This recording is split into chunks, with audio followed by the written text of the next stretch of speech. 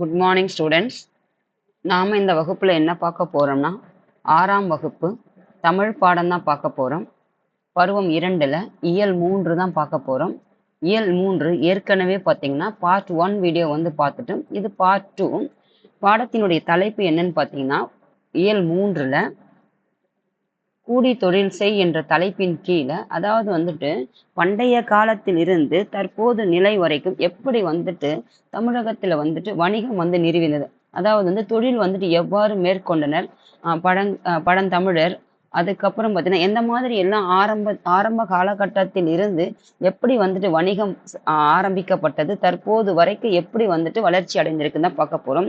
அதே மாதிரி வந்துட்டு அந்த உழைப்பை பற்றியும், அதுக்கப்புறம் வந்துட்டு அந்த உழைப்பு தெரியாமல் இருக்கிறதுக்காக எப்படி வந்துட்டு பாடல்கள் பாடப்பட்டது, அந்த மாதிரி வந்துட்டு நாட்டுப்புற பாடல்களும் ஒரு பாடல் வந்து கொடுத்துருப்பாங்க. அதுக்கப்புறம் தான் வந்து இந்த பாடல் என்னன்னு பார்த்தீங்கன்னா உரைநடை பகுதி. உரைநடை பகுதியில் பாருங்க, வளரும் வணிகம், அதாவது வந்து வணிகம் வந்து எவ்வாறு வந்து வளர்ச்சி அடைகிறது அதை பற்றி தான் பார்க்க போகிறோம். அதுக்கடுத்து என்னன்னு பார்த்தீங்கன்னா உழைப்பே மூலதனம் என்ற தலைப்பின் கீழே ஒரு பாடமும், அதாவது விரிவானத்தின் கீழே, அதுக்கப்புறம் இலக்கண பகுதியானது சுற்றெழுத்துக்கள், வினா எழுத்துக்கள், இதுதான் இந்த பாடத்துல பார்க்க போறோம். இதோட இந்த பாடம் வந்துட்டு பருவம் 2ல் 3வது இயல் முடியுது. அதுக்கப்புறம் பருவம் 3வது அதுக்கு அடுத்த வகுப்புல பார்ப்போம்.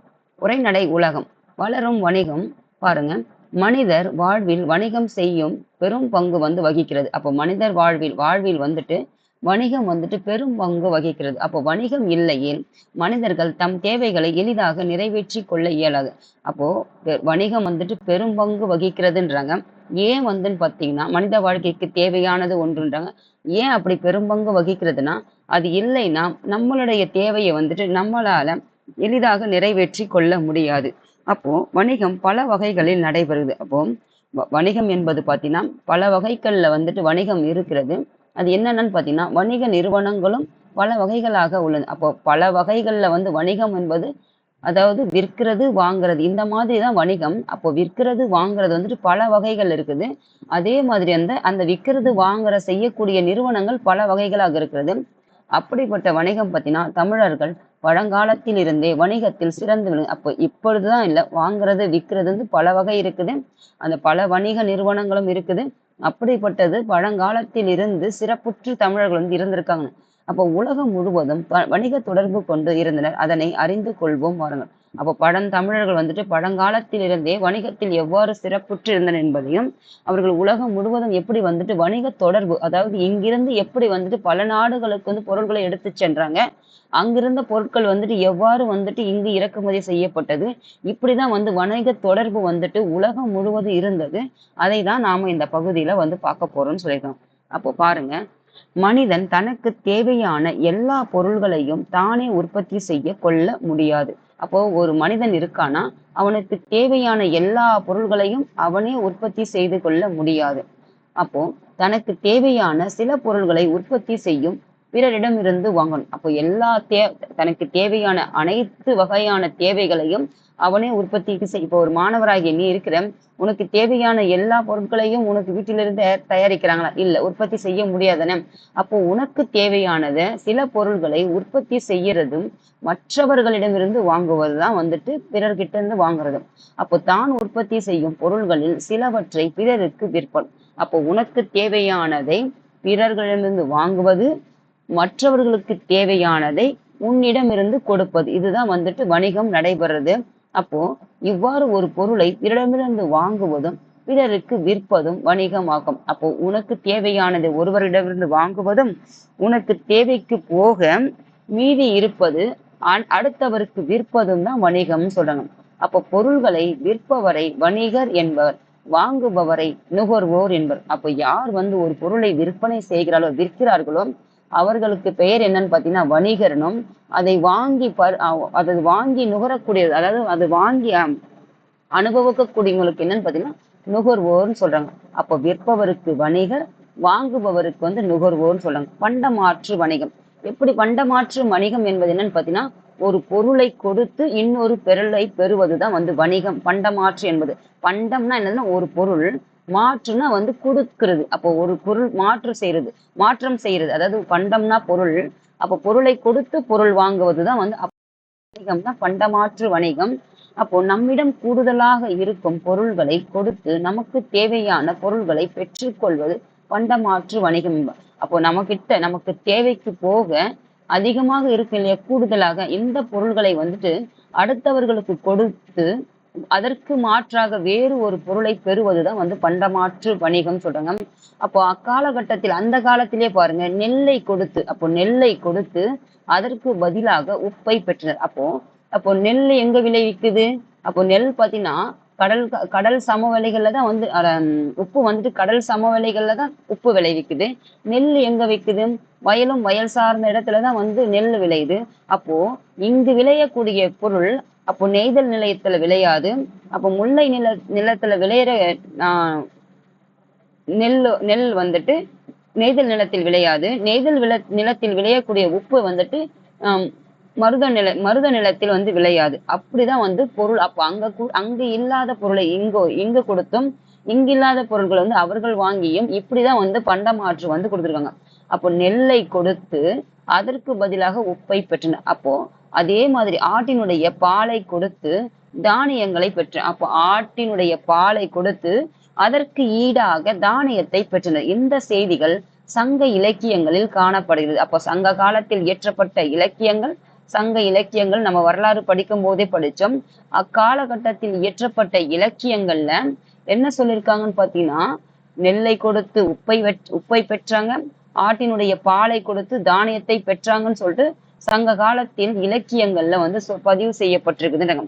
அப்ப இக்காலத்தில் கூட வீட்டிற்கே வந்து பழைய செய்தித்தாள்கள், பயனற்ற நெகிழி பொருள்கள் போன்றவற்றை பெற்றுக்கொள்கின்றனர். அதற்கு பதிலாக வீட்டிற்கு பயன்படும் பொருள்களை தருகின்றன. அப்போ இக்காலத்தில், அது அந்த காலத்துல, இப்போ நாம தற்போது பாத்தீங்கன்னா வீட்டிற்கு வந்து பழைய செய்தித்தாள்கள், நியூஸ் பேப்பர்ஸ் வாங்குறது, அதுக்கப்புறம் பயனற்ற நெகிழினா வந்துட்டு பிளாஸ்டிக் சொல்ற இல்லையா, அந்த பிளாஸ்டிக் பொருட்கள், தேவையற்ற பிளாஸ்டிக் பொருட்கள் எல்லாம் பெற்றுக்கிட்டு அவங்க என்ன தராங்க? அதுக்கு பதிலாக தற்போது நம்ம வீட்டிற்கு பயன்படக்கூடிய அதற்கு பதிலாக ஏதாவது ஒரு பொருட்களை வந்து கொடுக்குதுதான் வந்துட்டு இக்காலத்தில் நடைபெறுதுன்னு சொல்றாங்க. அப்போ வணிகத்தினுடைய வகைகள் என்னெல்லாம் வகைகள் இருக்குதுன்னு பார்க்க. அப்போ வணிகத்தை தரை வழி வணிகம். அப்போ தரைனா வந்து ரோடெல்லாம் இருக்குது இல்லையா, சாலைகள், அந்த சாலை வழியாக சென்று வணிகம் செய்வதுதான் வந்து தரை வழி வணிகம். நீர்வழி வணிகம். நீர்வழின்னா என்னது? கப்பல்களின் மூலம் போக்குவரத்து ஏற்படுத்தி அதன் மூலம் வணிகம் செய்யறதுதான் வந்து நீர்வழி வணிகம். அப்போ வணிகத்தை 2 வகையாக பிரிக்கலாம். ஒன்று வந்து தரை வழி, இன்னொன்று வந்து நீர் வழி. அப்போ தரை வழியாக பொருள்களை கொண்டு செல்ல எதை பயன்படுத்தினாங்கன்னு பாத்தீங்கன்னா, எருது, கழுதை, குதிரை போன்ற விலங்குகளும் வண்டிகளும் பயன்படுத்தப்பட்டது. அப்போ தரை வழியில வணிகத்தின் அது தரை வழியாக நடைபெற்றது. அதை ஏற்றிக்கொண்டு செல்றதுக்கு, பொருட்களை வந்து ஏற்றிக்கொண்ட செல்ல எதை பயன்படுத்தினாங்கன்னா, விலங்குகள் வந்துட்டு பாத்தீங்கன்னா எருது, கழுதை, குதிரை, அந்த விலங்குகளும் அதுக்கப்புறம் பாத்தீங்கன்னா வண்டிகளும், அப்போ எருதுகள் பூட்டிய வண்டிகளும் பயன்படுத்தப்பட்டிருக்கும். அப்போ வணிகர்கள் பாத்தீங்கன்னா வண்டிகளில் பொருள்களை ஏற்றி வெளியூருக்கு செல்லும் போது குழுவாகவே செல்வார்கள் சொல்றாங்க.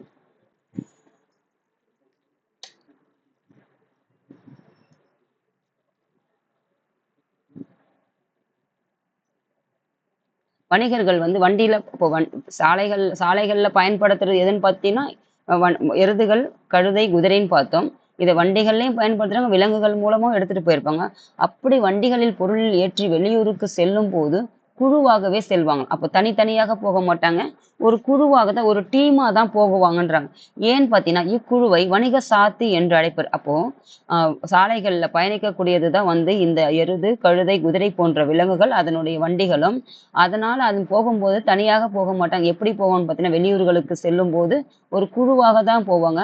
அந்த குழுவுக்கு என்னன்னு சொல்லுவாங்க பார்த்தீங்கன்னா, வணிக சாத்துன்னு சொல்றாங்க.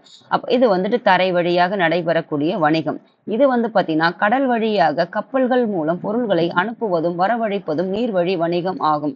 அப்போ கடல் மூலமாக, கப்பல்கள் மூலம், அப்போ இது வந்து சாலை வழியாக, அது வந்து நீரின் வழியாக. அப்போ கடல்ல பயணிக்கும் போது கப்பல்கள் மூலம் பொருள்களை வந்து அனுப்புவாங்க, அதுக்கப்புறம் வந்து வரவழைப்பாங்க. இப்படி நடைபெறதான் வந்து நீர் வணிகம் சொல்றாங்க. கப்பல்கள் வந்து நிற்கும் இடம் வந்து அந்த நிற்கக்கூடிய இடத்துக்கள் வந்து என்ன சொல்ற துறைமுகங்கள் ஆகும். எப்படி வந்துட்டு இப்போ ரயில் வந்து நிக்கிறதுக்கு வந்துட்டு ரயில் நிலையம்னும், பேருந்து வந்து நிற்கக்கூடிய இடத்திற்கு வந்துட்டு பேருந்து நிலையம்னும், அதே மாதிரி வந்து விமானம் வந்து நிற்கக்கூடிய இடத்திற்கு வந்து விமான நிலையம் சொல்றாங்களோ, அதே போலதான் வந்து கப்பல்கள் வந்து நிற்கக்கூடிய இடங்களுக்கு என்னன்னு சொல்றாங்கன்னா துறைமுகங்கள்னு சொல்றாங்க. அப்போ துறைமுக நகரங்கள், அப்போ துறைமுகத்தை சார்ந்து இருக்கக்கூடிய நகரங்களுக்கு என்னன்னு சொல்றாங்க பாத்தீங்கன்னா, இப்ப கப்பல்கள்லாம் எங்க வந்து நிக்குதோ அது வந்து துறைமுகங்கள். அப்போ அந்த துறைமுகத்தை ஒட்டிய பகுதிகள் இருக்கு இல்லையா, அந்த பகுதிகளுக்கு வந்து என்ன சொல்றாங்க பாத்தீங்கன்னா பட்டினம் என்றும் பாக்கம் என்றும் குறிப்பிடப்படுகின்றதுன்னு சொல்றாங்க. இதுங்க இந்த இந்த இந்த ஒரு தெரிந்து கொள்வோம் ஒண்ணு பார்க்கலாம். தன்னாடு விளைந்து வெண்ணெல் தந்து பிறநாட்டு உப்பின் கொள்கை சாற்றி உமணர் போலும் அப்படின்ற பாடல் வரி எதில் இடம்பெற்றிருக்கு பார்த்தீங்கன்னா நற்றிணையில 183வது பாடல் வரியாக இடம்பெற்றிருக்கு. அதாவது தன்னாட்டுல விளைந்த வெண்ணெல் தந்து பிறநாட்டு உப்பின் கொள்ளை சாற்றி, அதாவது உப்பை கொடுத்து நெல்லை கொடுத்து அதற்கு பதிலாக உப்பை பெற்றாங்கன்னு பார்த்தோம் இல்லையா, அதான் சங்க இலக்கியத்துல பதிவு செய்யப்பட்டிருக்குன்னு பார்த்தீங்கன்னா, அந்த சங்க இலக்கிய நூல் எதுன்னு பார்த்தீங்கன்னா நற்றிணை 183வது பாடல் வரிகள் தான். தன் நாட்டுல விளைந்த வெண்ணெல்லை கொடுத்துட்டு பிற நாட்டினுடைய உப்பை வந்துட்டு பெற்றுக்கொண்டாங்கன்னு சொல்லிட்டு அப்படின்ற பாடல் வரி வந்து இடம்பெற்றிருக்குது. அதே மாதிரி பார்த்தீங்கன்னா பாலோடு வந்து கூழோடு பெயரும், பாலோடு வந்து கூழோடு பெயரும் என்ற பொருள் பாடல் வந்துட்டு குறுந்தொகையில 23வது பாடல் அடிகள் வந்து கொடுத்துருக்காங்க. அது மாதிரி பொன்னோடு வந்து கரியோடு பெயரும். பொண்ணுனா என்ன, கரினா என்னன்னு பாருங்க. பொன்னோடு வந்து கரியோடு பெயரும். இது எந்த பாடல் அடிகள் என்னன்னு பார்த்தீங்கன்னா அகநானூற்றுல 149வது பாடல் அடிகள்ல வந்துட்டு கொடுத்துருக்காங்க. அப்போ எப்படி வந்துட்டு பண்டமாற்று முறையில வந்துட்டு வணிகம் நடைபெற்றது, பொருள் கொடுத்து பொருள் பெற்றாங்க இல்லையா, அதை தான் வந்துட்டு பண்டமாற்று முறையை தான் வந்து இந்த பாடல் அடிகள் வந்துட்டு சொல்லுது. அதுக்கப்புறம் பாருங்க, தமிழ்நாட்டின் தலை சிறந்த துறைமுகமாக பூம்புகார் விளங்குகிறது. அப்போ தமிழ்நாட்டுல ஒரு தலை சிறந்த இருக்கக்கூடிய துறைமுகங்களையே ஒரு சிறந்த துறைமுகம் எதுன்னு பார்த்தீங்கன்னா பூம்புகார். நாம வரலாறு படிக்கும் போதே பார்த்தோம். அவ்வூர் துறைமுகங்களில் பல்வேறு நாட்டு கப்பல்கள் தத்தம் நாட்டு கொடிகளோடு வந்து நிற்குது. அப்ப பூம்புகார் என்ற துறைமுகம் வந்து சிறப்புற்று இருந்தது பண்டைய காலத்துல. அந்த துறைமுகத்தில் பார்த்தீங்கன்னா பல்வேறு நாட்டுல இருந்து கப்பல்கள் தத்தம் அவங்களுடைய நாட்டு கொடிகளோடு வந்துட்டு வந்து துறைமுகத்துல வந்து நின்று இருக்கு. எந்த துறைமுகம்? பூம்புகார் துறைமுகத்துல. அவற்றின் மூலம் வெளிநாட்டு பொருள்களை இறக்குமதி செய்யப்பட்டன, தமிழ்நாட்டு பொருட்கள் ஏற்றுமதி செய்யப்பட்டது. அப்போ அங்கிருந்த பொருட்கள் வந்துட்டு இந்த பூம்புகார் துறைமுகத்தில் இறக்குமதி பண்ணாங்க. தமிழ்நாட்டில் இருந்த பொருட்கள் வந்துட்டு அந்த துறைமுகத்தின் வழியாக பிற நாடுகளுக்கு வந்து ஏற்றுமதி செய்யப்பட்டது. அப்போ நம்முடைய நாட்டுல இல்லாத பொருட்களை இறக்குமதி செய்திருப்பாங்க. நமக்கு தேவையான மிச்சம் இருப்பதை மீதி இருப்பதை வந்துட்டு பிற நாடுகளுக்கு வந்து ஏற்றுமதி செய்யப்பட்டது. அதுதான் வந்துட்டு இந்த பேராகிராஃப் வந்து சொல்லுது. அதுக்கப்புறம் பாருங்க, வணிகத்தை தனிநபர் வணிகம் நிறுவனர் வணிகம் என்று 2 வகையாக பிரிக்கலாம். அதாவது வணிகத்தினுடைய வகை வந்துட்டு தரைவழி நீர்வழி வணிகம்னு பிரிச்சிருக்காங்க. அதே மாதிரி பார்த்தீங்கன்னா ஒரு தனியாகவும் செய்வாங்க, ஒரு நிறுவனமாகவும் செய்வாங்க இல்லையா, அதை தான் கொடுத்துருக்காங்க. அப்போ தனிநபரால் உருவாக்கப்பட்டு நடத்தப்படும் வணிகம் தனிநபர் வணிகம். அப்போ ஒரே ஒரு நபர் இருக்காரு, அவரே வந்துட்டு உருவாக்குறாரு, அவரே வந்து அதை நடத்துறாரு அப்படின்னா வந்து தனிநபர். அப்போ ஒன்றுக்கு மேற்பட்டோர் இணைந்து முதலீடு செய்து நடத்துவது நிறுவன வணிகம். அப்போ ஒருத்தரோ அதுக்கு ஒருவருக்கு மேற்பட்டு ஒருத்தர் மட்டும் இருந்தா தனிநபர், அவரே உருவாக்கி அவரால் நடத்தப்படுறதுதான் வந்து தனிநபர். ஒன்றுக்கு மேல இருந்து அல்லது அதற்கு மேற்பட்டு ஒன்றாக இணைந்து முதலீடுனா வந்துட்டு ஒரு இன்வெஸ்ட்மெண்ட், அதாவது வந்துட்டு அந்த தொழிலுக்கு தேவையான இன்வெஸ்ட்மெண்ட் மூலதனம்னு சொல்லுவாங்களே, ஒரு மூலதனம் எல்லாரும் சேர்ந்து கொடுத்து எல்லாரும் சேர்ந்து நடத்துறதா வந்து நிறுவன வணிகம்னு சொல்றாங்க. அதுக்கப்புறம் பாத்தீங்கன்னா சிறு வணிகம்னா என்ன, பெரு வணிகம்னா என்ன, 2ஆக பிரிச்சிருக்காங்க. சிறு வணிகம்னா என்னன்னு பாத்தீங்கன்னா நம் அன்றாட தேவைகளான பால், கீரை, காய்கறிகள் போன்றவற்றை விற்பனை செய்பவர்கள் சிறு வணிகர்கள் ஆவர். அப்போ நம்ம வீட்டுக்கு கிட்டேயே சின்ன சின்னதா ஒரு வியாபாரம் பண்ணுவாங்களா, பால் வியாபாரம் பண்றவங்க, கீரை வியாபாரம் பண்றவங்க, காய்கறி வியாபாரம் பண்றவங்க, இவங்கெல்லாம் விற்பனை செய்யக்கூடிய விற்பனையாளர்களுக்கெல்லாம் என்னன்னு சொல்லுவாங்கன்னு பாத்தீங்கன்னா சிறு சிறு வணிகர்கள்னு சொல்லுவாங்க. அதுதான் வந்து சிறு வணிகர்கள். இவர்கள் சிறு முதலீட்டில் பொருட்களை வாங்கி வந்து வீதிகளில் வைத்து விற்பனை செய்வர். இதெல்லாம் நம்ம வீட்டுக்கு அருகிலே நீங்க மாணவர்கள்லாம் பார்த்திருப்பீங்க. யாராவது கீரை எடுத்துட்டு வருவாங்க, அந்த மாதிரி வணிகர்கள் தான் வந்து சிறு வணிகர்கள்.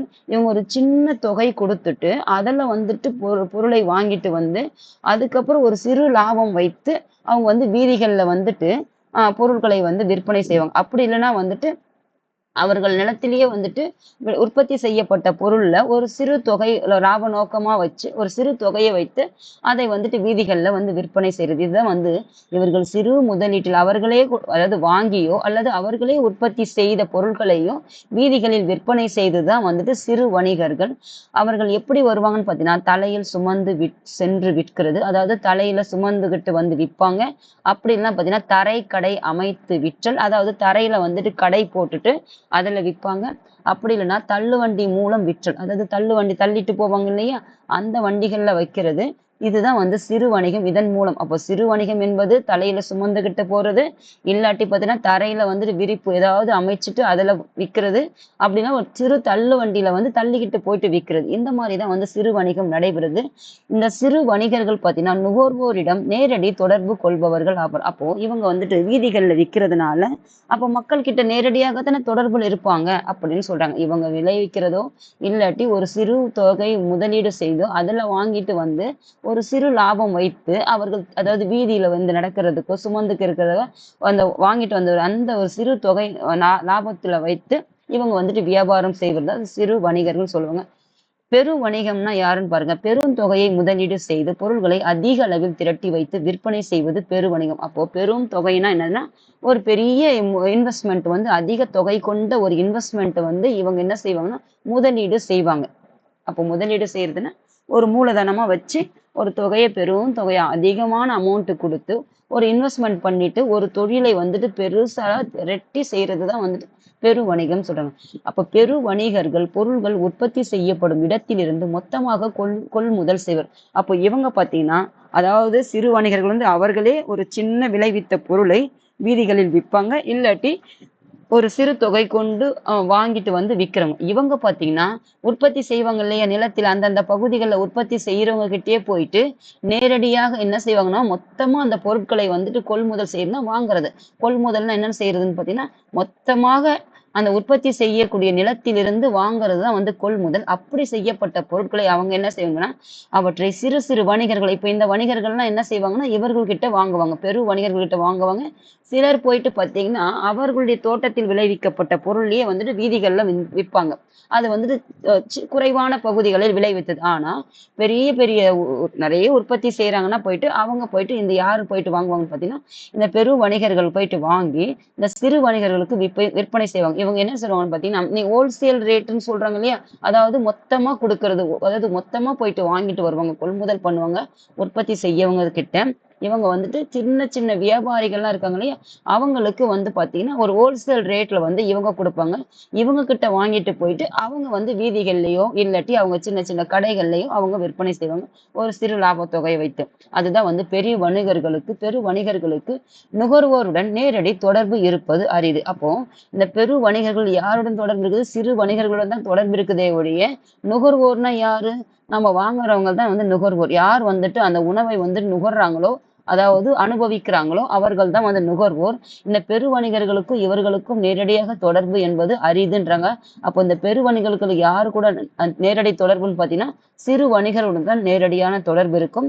இந்த சிறு வணிகர்களுக்கு யாருடன் தொடர்புன்னு பார்த்தீங்கன்னா நுகர்வோருக்கு தான் தொடர்பு அதிகம்.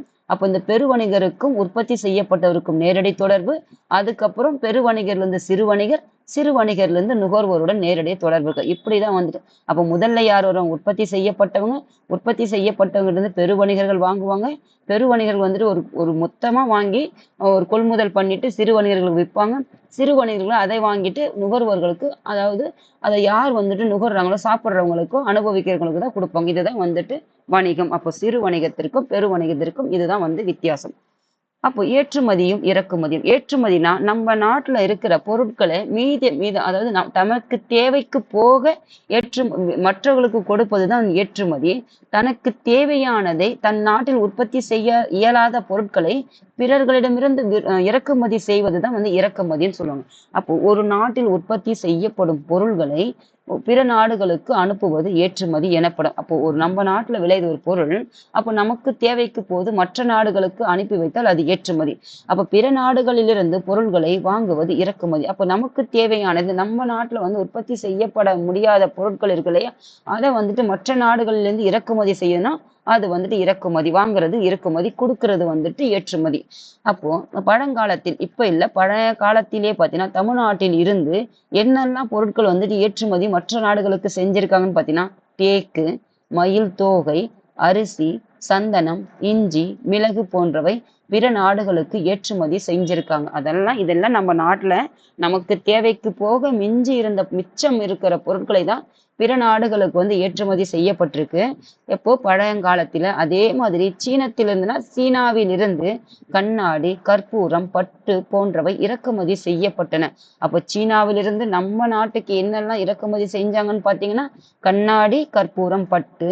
அரேபியாவில் இருந்து குதிரைகள் வந்து வாங்கப்பட்டிருக்கு. அப்போ அரேபியாவில் இருந்து குதிரைகள் வந்து பாத்தீங்கன்னா கடல் வழியா தரை வழியான்னு பாத்தீங்கன்னா இதெல்லாம் வந்து கடல் வழியாகத்தான் வந்து குதிரைகள் வந்து இறக்குமதி செய்யப்பட்டிருக்கும்.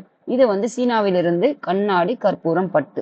இப்போ வணிகத்தில் எப்படி நம் பழந்தமிழர் வந்துட்டு நேர்மையாக இருந்தாங்கன்னு தான் இதை பார்க்க போறோம். அப்போ வணிகத்தில் எவ்வாறு நேர்மையுற்று இருந்தனர் பார்க்கலாம்.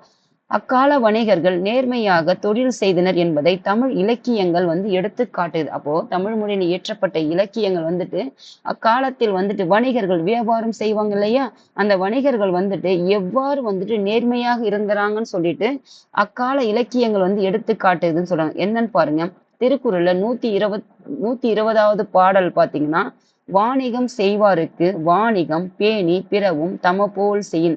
அதாவது வந்துட்டு எப்படி வந்துட்டு வாங்குறவங்களும் விற்கிறவங்களுக்கும் எப்படி ஒரு நேர்மையான முறையில வந்து இருக்கணும். அப்போ வாணிகம் என்பது என்னன்னு பாத்தீங்கன்னா விற்கிறவங்க வாங்குறவங்களுக்கு செய்வாருக்குன்னா வாணிகம் செய்வாருக்குன்னா விற்கிறவங்களுக்கு வாணிகம் கொடுக்கறவங்க யாருன்னு பாத்தீங்கன்னா அதாவது வாங்குறவங்களுக்கும் விற்கிறவங்களுக்கும் எப்படி இருக்குன்னு பாத்தீங்கன்னா நமக்கு மாதிரி தானே அதாவது வாங்குறவங்க நம்மள மாதிரி தானே அவங்க அப்படின்ற ஒரு எண்ணத்தை கொடுத்து அந்த மாதிரி ஒரு பொருளை வந்துட்டு நேர்மையான முறையில வந்து விற்கிறது தான் வந்துட்டு இந்த குறள் வந்து சொல்லுது. அப்போ வாணிகம் செய்வாருக்கு வாணிகம் பேணி பிறவும் தமபோல் செய்யின். அதாவது நம்ம இடத்துல இருந்து அவங்க வாங்கும்போது எப்படி இருக்காங்களோ அந்த மாதிரி ஒரு இடத்த கொடுத்துதான் அவங்களுக்கு அந்த பொருளை வந்து கொடுக்கணும்னு சொல்லிடுறாங்க. அப்போ என்னும் திருக்குறள் வணிகரின் நேர்மையை பற்றி கூறுகிறது. வணிகர்கள் பொருளை வாங்கும் பொழுது உரிய அளவை விட அதிகமாக வாங்க மாட்டார்கள். அப்போ வணிகர்கள் பொருளை வாங்குறாங்க. அப்போ வாங்கும் போது என்ன செய்வாங்க, உரிய அளவை விட அதிகமாக வாங்க மாட்டார்கள். பிறருக்கு கொடுக்கும் பொழுதும் அளவை குறைத்து கொடுக்க மாட்டாங்க. அப்போ வியாபாரிகள் இருக்கிறாங்க, வியாபாரிகள் தான் வந்து வணிகர்கள் சொல்லுவாங்க. அவங்க வந்துட்டு வாங்கும் போது என்ன செய்வாங்கன்னு பாத்தீங்கன்னா குறைவாகவும் வாங்க மாட்டாங்க. அப்ப வணிகர்கள் பொதுவாக வாங்கும் பொழுது உரிய அளவை விட அதிகமாக வாங்கவும் மாட்டாங்க, பிறருக்கு கொடுக்கும் பொழுதும் அளவை குறைத்தும் கொடுக்க மாட்டாங்க. அப்ப அவர்களிடம் கொடுக்கப்பட்ட பொருளுக்கு அதிகமாக காசும் வாங்க மாட்டாங்க, அதே மாதிரி அவங்க கொடுக்கக்கூடிய பொருளுக்கு வந்துட்டு விலையை அதாவது பொருளையும் குறைத்தும் கொடுக்க மாட்டாங்க, அதாவது காசையும் அதிகம் வாங்க மாட்டாங்க. இதுதான் வந்து இந்த பாடல்ல வந்து கொடுத்துருக்காங்க. அதை தான் வந்துட்டு இந்த திருக்குறள் வந்துட்டு பொருள் கொடுக்குது. அப்போ வணிகம் காசையும் அதிகம் வாங்க மாட்டாங்க, அந்த பொருளுக்கு ஏற்ற காசு தான் வாங்குவாங்க, கொடுக்குற பொருளையும் வந்து குறைச்சு கொடுக்க மாட்டாங்க. அதுதான் இந்த பாடல் வரி வந்து சொல்லுது. அப்போ நடுவு நின்ற நன்னெஞ்சினோர் என்று பட்டினப்பாலை வந்துட்டு பாராட்டுகிறது. அப்போ நடுவு நிலைமையோடு எப்படி இருந்தாங்கன்னு பாத்தீங்கன்னா முன்னோர்கள் வந்துட்டு வணிகம் செஞ்சாங்க அப்படின்ற பாடல் வரி பட்டினப்பாலை என்ற நூல் வந்துட்டு கொடுக்குதுன்னு சொல்லியிருக்காங்க. அதுக்கப்புறம் பாத்தீங்கன்னா இணைய வழியில வணிகம் வந்துட்டு எவ்வாறு நடைபெற்றது. அப்போ இணையத்தின் வழியாக நாம் தற்போது எல்லாம் இணையத்தின் வாயிலாக பயன்படுத்துறோம் இல்லையா, அதை தான் வந்து கொடுத்துருக்காங்க இணைய வழி வணிகம். அப்போ கடைகளுக்கு சென்று பொருள்களை வாங்க நேரம் இல்லாதவர்களுக்கு இணைய வழி வணிகம் உதவுகிறது.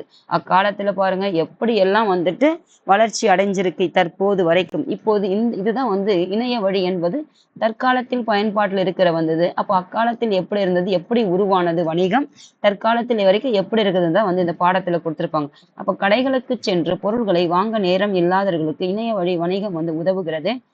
இணையதளம் மூலம் பொருள்களை விற்பனை செய்யும் நிறுவனங்கள் பல உள்ளது. அப்போ அதாவது இணையதளம் பார்த்தீங்கன்னா ஆன்லைன் சொல்றேன் இல்லையா, அந்த ஆன்லைன் மூலம் பொருட்களை வந்து விற்பனை செய்யறதுக்கு பல நிறுவனங்கள் வந்துட்டு இருக்குதுன்னு சொல்றாங்க. இவற்றின் இணையதள பக்கத்தில் அவங்களுக்குன்னு ஒரு வெப்சைட் இருக்கு இல்லையா இணையதளம், அந்த வெப்சைட்ல போனோம்னா நமக்கு தேவையான பொருட்களை பற்றிய விவரங்கள் இருக்கும். அப்போ அந்தந்த நிறுவனங்கள் அவங்களுக்கு தேவையான வெப்சைட் இருப்பாங்க. அந்த வெப்சைட்ல பார்த்தோம்னா நமக்கு என்னென்ன பொருட்கள் தேவையோ அந்த பொருளை பற்றிய விவரங்கள் வந்து இருக்கிறோம்.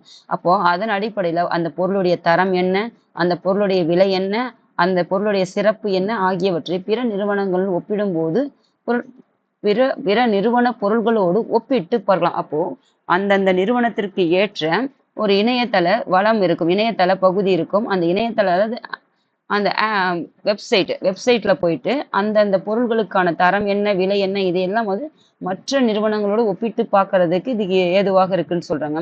அப்போ நமக்கு பிடித்த பொருள்களை நாம் வீட்டிற்கே வரவழைத்துக்கலாம் அப்படிங்கிறாங்க. பொருள்களை பெற்றுக்கண்ட பிறகு பணம் செலுத்தலாம். மின்னணு பரிமாற்றம் மூலமும் பணத்தை செலுத்தலாம். அப்போ பொருட்களை வந்துட்டு வீட்டுக்கு வந்து பெற்றுக்கொண்ட பிறகும் பணம் செலுத்தலாம், அல்லது மின்னணு மூலமாக, அதாவது மின்னணும்னா ஜிபே எல்லாம் சொல்றோம் இல்லையா, போன்பே, அதெல்லாம் அதன் மூலமும் என்ன செய்யலாம்னு பார்த்தீங்கன்னா பணத்தை வந்து செலுத்தலாம் அப்படின்னு சொல்றாங்க. அப்போ வணிகம் என்பது பண்டமாற்று முறையாக தொடங்குது. வணிகம் எப்படி தொடங்குதுன்னு பார்த்தீங்கன்னா ஆரம்ப காலகட்டத்துல பண்டமாற்று முறையாகத்தான் தொடங்குது. ஒரு பொருளை கொடுத்து ஒரு பொருளை வாங்குதல் வணிகம் என்பது இப்படிதான் ஆரம்ப காலகட்டத்துல தொடங்கியது. அதுக்கப்புறம் எப்படி வந்தது பார்த்தீங்கன்னா பணத்தை பயன்படுத்தும் முறையாக வளர்ந்தது. தற்போது பார்த்தீங்கன்னா இன்று மின்னணு பரிமாற்றம் செய்யும் அளவுக்கு உயர்ந்துள்ளது. வருங்காலத்தில் வணிகத்தில் இன்னும் பல புதுமைகள் வந்துட்டு வரக்கூடும் சொல்றாங்க. அப்போ பண்டமாற்று முறையில பொருள் கொடுத்து பொருள் வாங்கினாங்க. அதுக்கப்புறம் பொருளுக்கு பதிலாக என்ன வந்துன்னா பணத்தை கொடுத்து வாங்கும் பயன்பாட்டு முறை வந்தது. இப்போ என்னன்னு பார்த்தீங்கன்னா மின்னணு பரிமாற்றம். அதுதானே இங்க படிச்சோம் நாம. அதாவது வந்துட்டு ஒண்ணு வந்துட்டு பணத்தை கொடுத்துட்டு வாங்கலாம், இல்லாட்டி பார்த்தீங்கன்னா மின்னணு பரிமாற்றம், அதாவது ஜிபே, அந்த போன்பே, அந்த மாதிரி எல்லாம் பே பண்ணும் இல்லையா, அதை தான் இங்க கொடுத்துருக்காங்க. இந்த அளவுக்கு வந்துட்டு வளர்ந்துருக்கு அப்படின்னு சொல்றாங்க. அப்போ கற்பவை கற்ற பின் என்ன படிச்சோம், என்னெல்லாம் தெரிஞ்சுக்க போறீங்கன்னு பாருங்க. அப்ப பாருங்க, உங்கள் ஊரில் உற்பத்தியாகும் பொருள்களின் பெயர்களை பட்டியலிடு. அப்போ நீங்க மாணவர்கள் இருக்கீங்கன்னா நீங்க எந்த ஊர்ல இருக்கீங்க, அப்போ உங்க ஊருக்குண்டான ஒரு சிறப்பு இருக்கு இல்லையா, அப்போ என்னெல்லாம் உங்க ஊர்ல வந்து உற்பத்தி செய்யறாங்க அந்த பொருள்களுடைய பெயர்களை வந்துட்டு பட்டியலிட சொல்லியிருக்கிறாங்க. அப்போ ஒவ்வொரு ஊரிலும் கிடைக்கும் சிறப்பு பொருள்களின் பெயர்களை அட்டவணைப்படுத்திக்க. அப்போ உன் ஊர்ல ஒரு பொருள் உற்பத்தி ஆகுதுன்னா உன்னுடைய ஊர்ல இருக்கிற பொருளையும் அதே மாதிரி மற்றவருடைய ஊரில் விளையும் பொருட்களையும் வந்துட்டு உன் பெயரிடுறீங்கன்னா அப்போ அவங்கவங்க ஊருக்குன்னு ஒரு சிறப்பு பொருள் இருக்கு இல்லையா, அந்த சிறப்பு பொருளையும் வந்து பெயர்களை பட்டியலிட சொல்லியிருக்காங்க. அப்ப பாருங்க, எங்க எடுத்துக்காட்டுக்கு மதுரை மல்லி. அப்போ மதுரையில எது ஃபேமஸ்ன்னு பாத்தீங்கன்னா மல்லின்னு சொல்லியிருக்காங்க. அதுதான் அந்த ஊருக்கான சிறப்புன்னு சொல்லியிருக்காங்க. அதே மாதிரி பல ஊர்கள் இருக்கு இல்லையா, அப்ப அந்தந்த ஊருக்கான ஒரு சிறப்பு பொருள் ஏதாவது இருக்கு இல்லையா, அதை தான் உங்களை என்ன சொல்லியிருக்காங்கன்னா இங்க வகைப்படுத்த சொல்லியிருக்காங்க. மாணவர்களுக்கு ஏதாவது ஊர்கள் வந்துட்டு ஏதாவது அந்த ஊருடைய சிறப்பு பொருள் ஏதாவது இருந்தா இங்க நீங்க எழுதிக்கலாம். அதுக்கப்புறம் பாத்தீங்கன்னா படித்து மகிழ்க. எதை பாருங்க, கொள்வதும் மிகை கொள்ளாது, கொடுப்பதும் குறைபடாது. அப்போ எதில் சொல்லியிருக்கோம் பார்த்தீங்கன்னா பட்டினப்பாலை என்ற சங்ககால பாடல் வரியில கொள்வதும் மிகை கொள்ளாது. அப்ப நீ கொடுக்கிற ஒரு பொருள் அதற்கு அதிகமான காசையும் வாங்க மாட்டாங்க, கொடுப்பதும் குறைபடாது. அப்போ அப்படி வாங்குற ஒரு பொருளைக்கு என்ன செய்வாங்கன்னா குறைச்சும் கொடுக்க மாட்டாங்க. ஒரு பொருளை நீ கொடுக்குற, அதற்கு அதிகமான காசையும் வாங்க மாட்டாங்க, அந்த தகுந்த எடைக்கு ஏற்றவாறு அந்த பொருளையும் கொடுப்பாங்களே ஒழிய அந்த குறை எடையுடன் ஒரு பொருளை கொடுக்க மாட்டாங்க அப்படின்றது இந்த பாடலுடைய பொருள். சமன் செய்து சீர்தூக்கும் கோல் போல் அமைந்து ஒரு பால் கோடாமை சான்றோருக்கு அணி. அப்போ சான்றோருக்கு எது அழகுன்னு பார்த்தீங்கன்னா அமைந்து ஒரு பால் கோடாமை. அமைந்து ஒரு பால்னா சாயாமல், ஒரு பக்கம் மட்டும் சாயாமல் இருப்பது எது போலன்னு பார்த்தீங்கன்னா சமன் செய்து. அப்போ சமமாக நின்று சீர்தூக்கும் கோல் போல். எப்படி வந்துட்டு சீர்தூக்கும் கோல் எதுன்னு பார்த்தீங்கன்னா ஒரு தராசு கோல். தராசு எப்படி நம்ம எடை போடுறோம் இல்லையா, தராசு, அது எப்படி பார்த்தீங்கன்னா இரண்டு பக்கமும் ஒரே மாதிரி சமமாக இருந்து பேலன்ஸ் பண்ணி ஒரு பொருளை வந்து கொடுக்குதோ சமமாக பார்த்து, அதே போல ஒரு பக்கம் சாயாமல் இருந்து இரு பக்கமும் சமமாக அதாவது சமமாக அப்படி பாக்குறவங்க யாருன்னு பார்த்தீங்கன்னா சான்றோர்கள், நல்லவர்களுக்கு அழகு அப்படின்னு சொல்லியிருக்காங்க. இந்த குறள் வந்துட்டு எதை பத்தி சொல்றாங்கன்னு பார்த்தீங்கன்னா சமமாக இருந்து ஒரு தராசு கோல் வந்துட்டு எப்படி வந்துட்டு ஒரு பொருளை வந்து தருகிறதோ அதே மாதிரி வந்துட்டு சான்றோர்களும் என்ன செய்ய மாட்டாங்க, ஒரு பக்கம் சாயாமல் நடுவு நிலைமையாக இருந்து என்ன செய்வாங்கன்னா ஒரு நடுவு நிலையமாக இன்று செயல்படுவாங்கன்னு சொல்லிட்டு கொடுத்துருவேன். யார் பக்கமும் சாயாம எது நல்லது என கெட்டது என சீர்தூக்கி பார்த்துதான் வந்துட்டு செய்வாங்க சான்றோர்கள்னு சொல்லியிருக்காங்க. அதுக்கப்புறம் பாத்தீங்கன்னா மதிப்பீடு, சரியான விடையை தேர்ந்தெடு, இதெல்லாம் மாணவர்களுக்கான பயிற்சி. அதுக்கப்புறம் பாத்தீங்க ஆங்கில சொல்லுக்கு இணையான தமிழ் சொல்லை எடுத்து எழுதுக. அப்போ இங்க ஆங்கில சொற்கள் கொடுத்துருக்காங்க, அதற்கிணையான தமிழ் சொற்கள் மாணவர்கள் வந்து தேடி இதையெல்லாம் வந்துட்டு நீங்கள் தான் வந்துட்டு இந்த பயிற்சி வினாக்கள்லாம் செய்யணும். இது ஆங்கில சொல், இது தமிழ் சொல். இப்ப இங்க என்னென்ன கொடுத்துருக்காங்க, மின்னணு வணிகம், காசோலை, இணையதள வணிகம், வரை ஓலை, வங்கி, மின்னணு மையம், பற்று அட்டை, பணத்தாள், கடன் அட்டை, இதெல்லாம் வந்து தமிழ் சொற்கள். இதை வந்துட்டு நீங்க என்ன செய்யணும், இதான் இங்க இருக்கிற ஆங்கில சொல்லுக்கு நேராக எது வந்துட்டு சரியான தமிழ் சொல்லுன்ட்டு பொருத்தி இங்க பார்க்கணும். Currency note, bank, cheque, demand demand draft, digital, debit card, credit card, online shopping, commerce, இதில் எல்லாம் இருக்கிறத ஒரு சிலது இல்லாம இருக்கும். மாணவர்கள் தேடி இதற்கான பயிற்சிகள் நீங்க தான் மேற்கொள்ளணும். இப்ப பாருங்க, அடுத்து விரிவானத்துல உழைப்பே மூலதனம். அப்போ ஒரு வணிகம், ஒரு வியாபாரம் பண்றேன்னா எது வந்துட்டு ஒரு மூலதனம், ஒரு இன்வெஸ்ட்மெண்ட் எதுன்னு பார்த்தீங்கன்னா உழைப்பு தான்றாங்க. அப்போ உன்னுடைய உழைப்பு இருந்தா நீ மொத்தமா ஒரு காசை மட்டும் போட்டுட்டு அது வந்து என்ன செய்யாது, உனக்கு ஒரு வளர்ச்சியை கொடுக்காது. அங்க உழைப்பு இருந்தாதான், அப்போ உழைப்பு மட்டுமே இருந்தாவே அது ஒரு பெரிய இன்வெஸ்ட்மெண்ட்னு சொல்லியிருக்காங்க. அப்போ உழைப்பு தான் வந்துட்டு மூலதனம். அதுக்கப்புறம் தான் வந்துட்டு நீ காசு கொடுக்கறதோ ஏதாவது ஒரு பணத்தின் மூலமா இன்வெஸ்ட்மெண்ட் பண்றது கிடையாது. நீ உழைச்சா மட்டும்தான் அதுதான் வந்து மூலதனம்னு சொல்லியிருக்காங்க. மூலதனம் என்பதுனா இன்வெஸ்ட்மெண்ட். அப்போ உழைப்பு தான் இன்வெஸ்ட்மெண்ட்னு சொல்லியிருக்காங்க.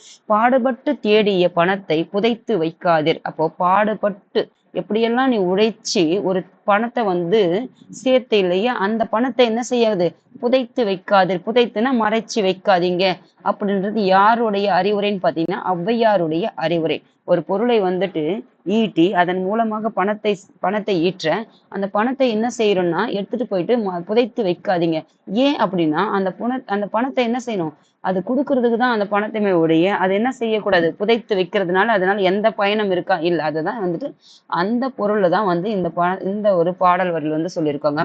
அப்போ பணத்தை பயன்படுத்தாமல் வைத்திருப்பது மடமை. மடமைனா என்னது, அறிவில்லாதனம்.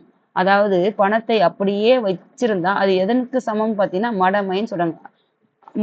அறிவில்லாம இருப்பாங்க சொல்லியா, மடமைன்னு சொல்லிட்டு முட்டாள் சொல்ற அதுதான் வந்து சொல்லிப்பாங்க. அப்போ பணத்தை கொண்டு ஏதேனும் ஒரு தொழில் செய்து வாழ்வில் முன்னேற வேண்டும். அப்போ இந்த பணத்தை எடுத்துட்டு போயிட்டு அப்படியே வச்சிருக்கிறது என்னது எதுக்கு சமம் சொல்றோம்னா மடமை அப்படின்றாங்க.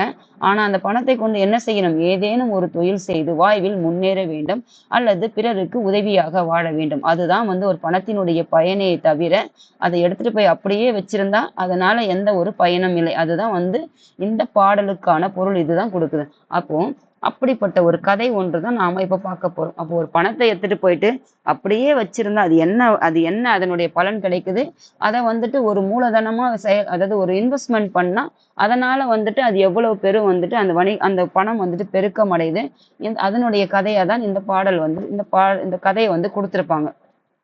உழைப்பே மூலதனம் அப்படின்ற தலைப்பின் கீழே எப்படி இருக்குது கதைன்னு பார்ப்போம். பூங்குளம் என்னும் ஊரில் அருளப்பர் என்னும் ஒரு வணிகர் இருந்தார். அப்போ பூங்குளம் என்ற ஒரு ஊர்ல அருளப்பவர் யாருன்னு பார்த்தீங்கன்னா ஒரு வணிகர். ஒரு முறை அவர் வெளிநாட்டிற்கு செல்ல வேண்டியிருந்தது. தமது பிள்ளைகள் யாருன்னு பார்த்தீங்கன்னா வளவன், அமுதா, எழிலன் ஆகிய மூவரையும் அழைத்தார். அப்போ பூங்குளம் என்னும் ஊரில் அருளப்பர் என்னும் வணிகர் இருந்தாரு.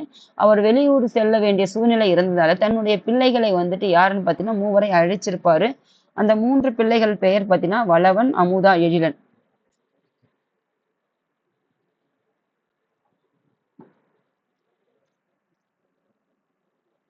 பிள்ளைகளை அழைக்கிறாரு. அழைச்சிட்டு, பிள்ளைகளே, நான் வெளிநாட்டிற்கு செல்ல இருக்கிறேன். நான் உங்கள் ஒவ்வொருவருக்கும் பணம் தருகிறேன். நான் கொடுத்த பணத்தை கவனமாக பாதுகாத்து எனக்கு திருப்பி தர வேண்டும் என கூறினார்.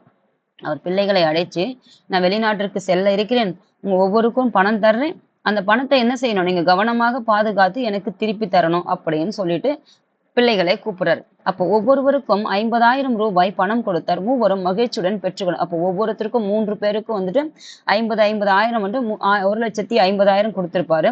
அப்போ ஒவ்வொருத்தருக்கும் 50,000 போது மூவரும் மகிழ்ச்சியுடன் அதை பெற்று கொண்டிருப்பாங்க. அருளப்பர் அவரிடம் விடை பெற்று சென்றார். அவர் சென்றதும் 3 பிள்ளைகளும் ஆலோசனை செய்தார். அவர் வந்துட்டு வெளியூருக்கு வந்து சென்று கிளம்பிட்டாரு. அவர் போனதுக்கு அப்புறம் 3 பிள்ளைகளும் என்ன செய்யறாங்கன்னு பாத்தீங்கன்னா ஒரு ஆலோசனை பேசுறாங்க. அது எதுக்காக கொடுத்தாரு அப்படிங்கிற மாதிரி பேசுறாரு. அப்போ அவங்க என்ன பேசுறான்னு பாத்தீங்கன்னா, நமது திறமையை எடை போடவே தந்தை நமக்கு பணத்தை கொடுத்திருக்கிறார் என்றான் வளவன். அப்போ வளவன், அமுதா, எழிலன் 3 பிள்ளைகள். அப்போ வளவன் என்ன சொல்ற பாத்தீங்கன்னா, நம்முடைய திறமை என்ன இருக்குது அதை வந்துட்டு அப்பா வந்துட்டு நம்மளை எடை போடுறதுக்காக தான் அந்த பணத்தை வந்து நமக்கு கொடுத்திருக்காருன்னு சொன்னது யாருன்னா வளவன். நானும் அப்படிதான் நினைக்கிறேன் என்றாள் அமுதா. அப்போ நான் அப்படி நினைக்கவில்லை, பணத்தை பாதுகாக்க தெரிகிறதா என்று பார்க்கவே கொடுத்திருக்கிறான் என்றான். அப்போ இவங்க 2 பேரும் என்ன சொல்றாங்கன்னு பார்த்தீங்கன்னா, நமக்கு எவ்வளவு திறமை இருக்குது, இந்த பணத்தை வச்சு நாம எப்படி வந்துட்டு இந்த பணத்தை வந்துட்டு 2 மடங்காக நாம பெருக்குறோம் அப்படின்றது நம்ம திறமைக்கு கொடுக்கப்பட்ட சவாலுன்னு சொல்லிட்டு வளவனும் அமுதாவும் சொல்றாங்க. ஆனா இந்த ஒரு புத்திசாலி என்ன சொல்றாருன்னு பார்த்தீங்கன்னா எழிலன், அப்படியெல்லாம் சொல்லல அப்பா. நம்ம பணத்தை வந்து எப்படி வந்து பாதுகாக்க தெரியுதா இல்லையா அப்படின்றது, பணத்தை எப்படி பாதுகாக்கிறோம் அப்படின்றது தான் வந்து அப்பா நம்ம கிட்ட கொடுத்துருக்காருன்னு சொல்லிட்டு என் சொன்னது யாருன்னு பார்த்தீங்கன்னா எழிலன். அப்போ வளவன் பார்த்தீங்கன்னா உழவு தொழிலில் ஆர்வம் உடையவன். அப்போ உழவு தொழில் என்பது ஆர்வமுடையவன் யாருன்னு பார்த்தீங்கன்னா வளவன் தந்தை கொடுத்த பணத்தை கொண்டு நிலத்தை குத்தகைக்கு பிடித்தான். அப்போ நிலத்தை வந்துட்டு என்ன செய்யறான், குத்தகைக்கு எடுக்கிறான் தந்தை கொடுத்த பணத்துல. அந்த நிலத்தை உழுது பண்படுத்தின நிலத்தை வந்து நல்ல பழக்கப்படுத்துறது. அந்த அதாவது நல்லா உழுது அது விளைச்சலுக்கு ஏற்றவாறு நல்ல நிலத்தை வந்து உழுது பண்படுத்துறது, அந்த பழக்கப்படுத்துறத வந்து பண்படுத்துறது தான் வந்துட்டு அந்த நிலத்தை வந்து பண்படுத்தியிருப்பான். வேலியும் போட்டாச்சு.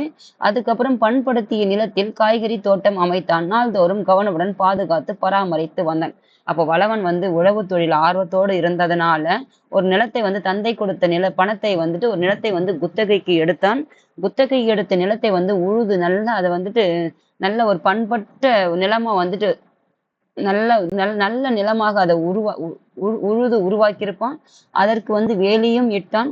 அந்த பண்படுத்திய நிலைகளை வந்து நிலத்துல வந்து காய்கறி தோட்டத்தை அமைத்தான். நாள்தோறும் அதை கவனமுடன் பாதுகாத்து வந்தான். அப்படியே போட்டுட்டு அதுக்கப்புறம் வந்துட்டு திரும்பி பார்க்காம அப்புறம் வந்துட்டு பாக்குறது இல்லை. ஆனா டெய்லி அது என்ன செஞ்சிருக்காங்க, பாதுகாத்து பராமரித்து வந்ததுனால அது எந்த அளவுக்கு அது நல்லா இருந்திருக்கும் பாருங்க. அப்போ தோட்டம் முழுவதும் என்ன பார்த்தீங்கன்னா அவரை, பாகல்னா பாகற்காய், வெண்டை, கத்தரி முதலிய காய்கள் காய்த்து குலுங்கின. அவற்றை நகரத்திற்கு கொண்டு சென்று விற்பனை செய்தான். அப்ப அவன் தோட்டத்தில் பார்த்தீங்கன்னா இந்த பல காய்கறிகள் எல்லாம் விளைவித்து அதை அருகில் இருக்கக்கூடிய நகரத்திற்கு கொண்டு போய் விற்பனை செய்தான்னு சொல்றாங்க. அப்ப அமுதாவிற்கு என்ன பிடிக்கும்னு பார்த்தீங்கன்னா ஆடு மாடுகள் வளர்ப்பதில் விருப்பம் அதிகமா இருந்தது. தந்தை கொடுத்த பணத்தை கொண்டு நாட்டு மாடுகளை சிலவற்றை வாங்கி அவற்றை அக்கறையோடு வளர்த்து வந்தான். அப்போ அமுதாவிற்கு ஆடு மாடுகள் வளர்ப்பதில் விருப்பத்தினால தந்தை கொடுத்த பணத்துல வந்து நாட்டு மாடுகள் சிலவற்றை வாங்கி அவற்றை வந்து பராமரித்து வந்தாள். அவை தந்த பாலை பார்த்தீங்கன்னா வீடு வீடாக சென்று கொண்டு விற்றால், மேலும் அந்த பாலில் இருந்து தயிர், வெண்ணெய், நெய் போன்றவற்றை மற்றும் மகளிர் சுய உதவி குழுக்கள் மூலம் விற்று பொருள் ஈட்டினாள். அப்போ நாட்டு மாடுகள் பிடிச்சு அதன் மூலம் கொண்டு பாலை விற்றால் பாலிலிருந்து தயிர், வெண்ணெய், நெய் விற்று அதை சுய உதவி குழுக்களுக்குள் விற்று பணத்தை ஈட்டினாலும் கொடுத்துருவாங்க. அப்போ எயிலன் என்றுன்னு பார்த்தீங்கன்னா தந்தை கொடுத்த பணத்தை பத்திரமாக வைத்திருந்து மீண்டும் தந்தையிடம் ஒப்படைக்க வேண்டும் என்று முடிவு செய்தான். இதுதான் வந்து இருக்கிறதுலயே புத்திசாலி குழந்தை எதுன்னு பார்த்தீங்கன்னா இந்த எழிலன் என்பவன் தான் பாருங்க. அப்படியே கொண்டு போய் அப்பா கொடுத்த பணத்தை அப்படியே பத்திரமா வச்சிருந்து அப்படியே எடுத்துட்டு போய் என்ன செய்யிட்டான், அப்பா கிட்ட கொடுக்கலான்ட்டு முடிவு பண்ணிட்டான். அப்போ அது என்ன ஆகும், பணம் வந்துட்டு பன்மடங்கு பெருகும் அப்படின்றது அவனோடது, பாதுகாக்கிறது தான் அவனோடது எண்ணம். அப்ப பணம் வீட்டில் இருந்தால் திருட்டு போயிடும். அப்ப பணத்தை அப்படியே வச்சிருந்தா என்ன செய்வாங்க, திருடன் யாராவது வந்தா என்ன செய்யும், திருட்டு போயிடும். இதுதான் பாருங்க. இது வந்துட்டு விவசாயம் பண்றது, உழவு தொழில் செய்யறது, இது வந்துட்டு பால் அதாவது நாட்டு மாடுகளை கொண்டு பால் கறக்குறாங்கன்னு சொல்லிட்டு படிச்சோம் இல்லையா, வீடு வீடாக சென்று பால் விற்கிறது, அந்த பிக்சர் தான் இங்க கொடுத்துருக்காங்க. அதுக்கப்புறம் திருட்டு போய்விடும். அப்போ வட்டிக்கு முதலீடு செய்தல் வட்டிக்கு ஆசைப்பட்டான் என தந்தை தாழ்வாக நினைத்து கொள்வாரே என எண்ணினான். அப்போ வீட்டுல பணத்தை அப்படியே வச்சிருந்து அப்பா கிட்ட கொடுக்கணுன்றதான் அவன் முடிவு செஞ்சுட்டான். அப்போ வீட்டுல பணத்தை வச்சிருந்தா யாராவது திருடிட்டு போயிடுவாங்க இல்லையா அப்படின்னு சொல்லிட்டு வட்டிக்கு யாருக்கிட்டையாவது கொடுத்தா வட்டிக்கு ஆசைப்பட்டான்னு அப்பா வந்து தாழ்வாக நினைச்சிட்டு வர இல்லையா அப்படின்ட்டு என்றான். அப்போ அருகில் உள்ள வங்கிக்கு சென்று பாதுகாப்பு பெட்டக அறை ஒன்றை வாடகைக்கு எடுத்தான். அதில் வைத்து பூட்டி விட்டு திரும்பினான். அப்போ பக்கத்துல இருக்கிற வங்கினா என்னது, பேங்க்குக்கு போயிட்டு என்ன செய்வாங்கன்னா அங்க பாதுகாப்பு பெட்டகம் இருக்குது இல்லையா, அங்க அந்த அறையில எத்தனை வாடகை எடுத்து அதுல பூட்டிட்டு வீட்டுக்கு திரும்பிட்டான்னு சொல்லிட்டாங்க. அதுக்கப்புறம் அருளப்பர் தன் பயணத்தை முடித்து கொண்டு வீடு வந்து சேர்ந்தார். வளவனை அடைத்தார். அப்போ வளவனை அடைத்து நான் கொடுத்த பணம் எங்கே என்று கேட்டார். வளவன், அப்பா, நீங்கள் எனக்கு கொடுத்த பணத்தை கொண்டு வேளாண்மை செய்தேன், நல்ல வருவாய் கிடைத்தது. நீங்கள் கொடுத்த பணம் இப்போது 2 மடங்காக உயர்ந்து உள்ளது என கூறி தந்தையின் முன் பணத்தை வைத்தான். அப்போ அப்பா வந்துட்டு பயணம் முடித்துக்கிட்டு திரும்ப வராரு. வந்ததுக்கு அப்புறம் வளவனை கூப்பிட்டுட்டு நான் கொடுத்த பணம் எங்கேன்னு கேட்கறதுக்கு அவன் சொல்றான், அப்பா நீங்க கொடுத்த பணம் வந்துட்டு வேளாண்மை செஞ்சு அது வந்து வருவாய் வந்து 2 மடங்காக உயர்ந்துருச்சு அப்படின்னு சொல்லிட்டு பணத்தை வந்து தந்தையின் முன்னு வச்சிருக்கான், கொடுத்துட்டான். அதுக்கப்புறம் தந்தை மிக்க மகிழ்ச்சி அப்படின்னு சொல்லிட்டு நல்லது. உன்னையும் உழைப்பும் உண்மையும் உழைப்பும் உன்னிடம் இருக்குது. என்ன இருக்கு? உண்மை இருக்குது, உழைப்பு இருக்குது. இது ரெண்டும் என்ன செய்யலாம் இருந்துச்சுன்னா, இது ரெண்டும் இருந்ததா வாழ்க்கையில ஜெயிக்கலாம் அப்படின்றது கொடுத்திருக்காரு. அப்போ உன்னிடம் உள்ளன, அந்த பணத்தை நீயே வைத்துக்கொள், வேளாண்மையை தொடர்ந்து செய் என்றார். அடுத்த அமுதாவை அழைத்தார். அமுதா, அப்பா, நான் மாடுகளை வாங்கி பால் கறந்து விற்றேன். நீங்கள் தந்த பணம் 2 மடங்காக ஆகியிருக்கிறது. அப்போ இவனுடைய 2 மடங்கு ஆகிடுச்சு, அமுதாவுடைய 2 மடங்காக ஆகியிருக்கு. இதோ பெற்றுக்கொள்ளுங்கள் என்று கூறி பணத்தை தந்தையிடம் கொடுத்தால், மிக்க மகிழ்ச்சி, இந்த பணத்தை எனது பரிசாக நீயே வைத்துக்கொள் அப்படின்ட்டு பண்ணையை மேலும் விரிவாக்கி நடத்து, வாழ்த்துக்கள் அப்படின்னு சொல்லிட்டு தந்தை வந்துட்டு அந்த பணத்தை அமுதாவிடமே கொடுத்துடுறாரு. அதுக்கப்புறம் இறுதியாக எழிலனை அழைத்தார் தந்தை.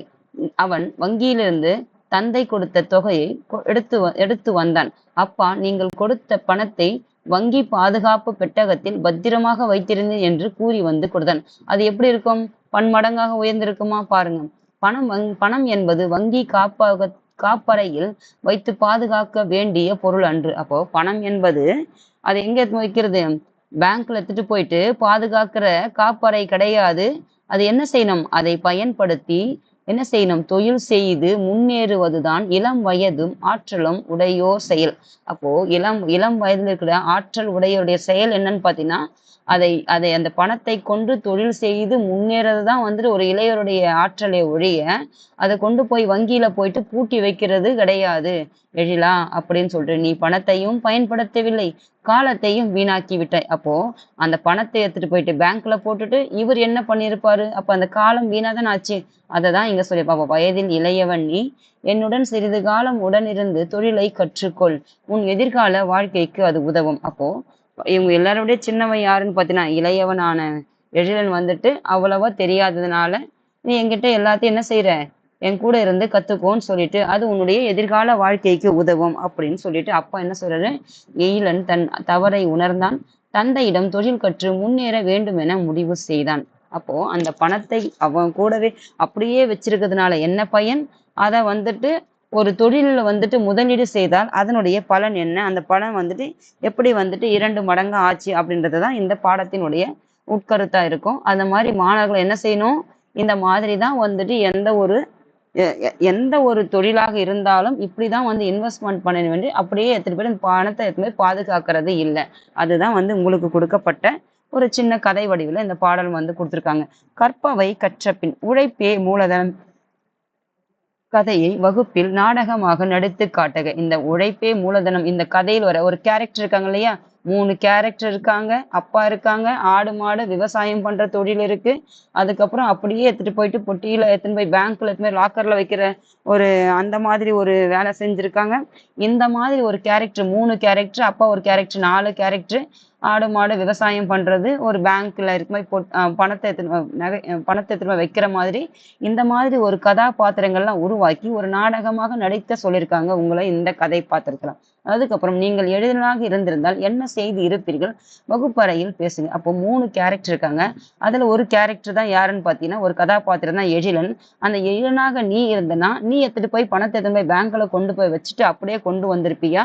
இல்ல இந்த 3 கேரக்டர்ல ஏதாவது இருந்திருப்பியா? இல்ல நீ உனக்குன்னு ஏதாவது உன்னுடைய நிலைப்பாடு என்ன அப்படின்றது தான் இந்த ஒரு 2வது கேள்வியை கொடுத்திருக்காங்க. 3வது பாருங்க, கதையில் இடம்பெறும் கதாபாத்திரங்களில் உங்களை கவர்ந்தவர் யார்? இந்த 3 பேர் இருந்தாங்க. அந்த 3 பேர் உங்களுக்கு பிடிச்சவங்க யாரு? கவர்ந்தவர்னா உங்களுக்கு பிடிச்சவர் யாரு?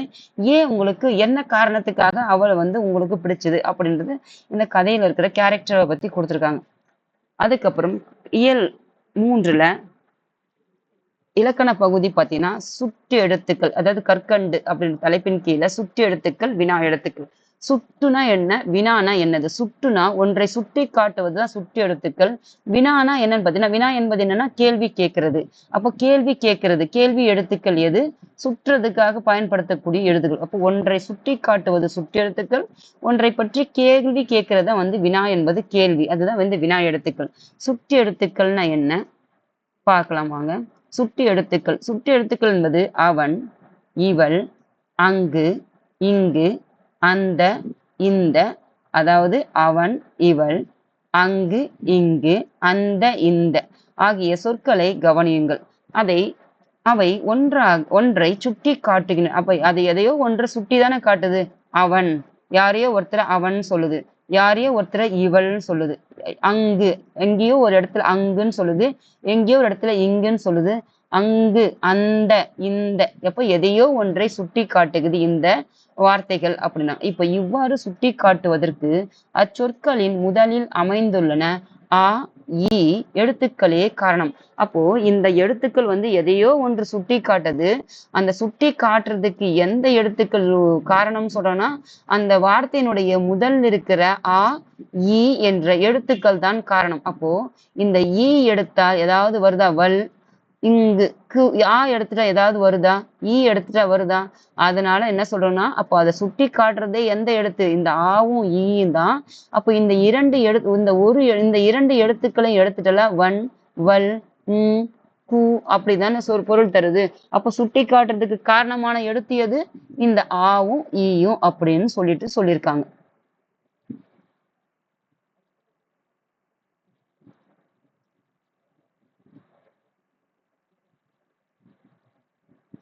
இப்ப பாருங்க.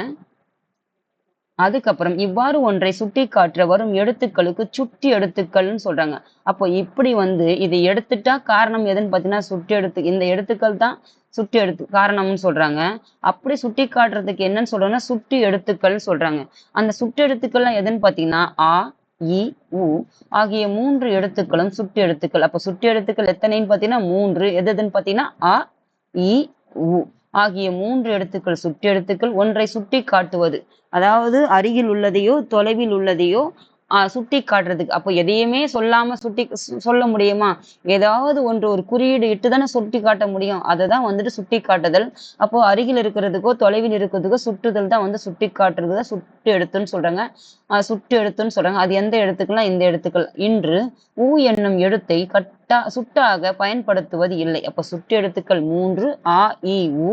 ஆனால் தற்போது பார்த்தீங்கன்னா ஊ என்னும் எழுத்தை சுட்டாக பயன்படுத்துவது இல்லைன்னு சொல்றாங்க. அப்ப ஆ, இ மட்டும்தான் தற்போது சுட்டு எழுத்துக்களாக வடக்கில் இருக்கிறது. ஊ என்னும் எழுத்து அக்காலத்தில் பயன்படுத்தப்பட்டது, தற்போது இல்லைன்றாங்க. பாருங்க, சுட்டு எழுத்துக்களை அகச்சுட்டு புறச்சுட்டு என்று 2 வகையாக பிரிக்கிறாங்க. அகச்சுட்டுனா என்ன, புறச்சுட்டுனா என்னன்னு பார்க்கலாம். அகச்சுட்டு என்பதற்கு எடுத்துக்காட்டுன்னு பார்த்தீங்கன்னா அவன், அவன், இவன், அவன், இது, அது. இச்சொற்களில் உள்ள சுட்டு எழுத்துக்களை நீக்கினால் பிற எழுத்துக்கள் பொருள் தருவதில்லை. அப்போ இந்த அகச்சுட்டுனா இந்த ஈ எடுத்துட்டால் வன், அவன் எடுத்துட்டா வன், ஈ எடுத்துட்டா து, ஆ எடுத்துட்டா து. அப்போ வன், வன், து ஏதாவது பொருள் தருதா? அதை தான் அங்க சொல்லியிருக்காங்க. இந்த சுட்டி காட்டுறதுக்கு எழுத்துக்கு காரணமே ஆவும் ஈ தான். இந்த எழுத்துக்களை நீக்கிட்டால் பொருளே தராது. இவ்வாறு ஒரு சுட்டி எழுத்துக்கள் சொல்லின் உள்ளேனா அகத்திலே அந்த சொல்லுக்கு உள்ளேவே இருந்துச்சுன்னா தான் சுட்டு பொருளை தருவதுதான் அகச்சுட்டு அப்படிங்கிறாங்க.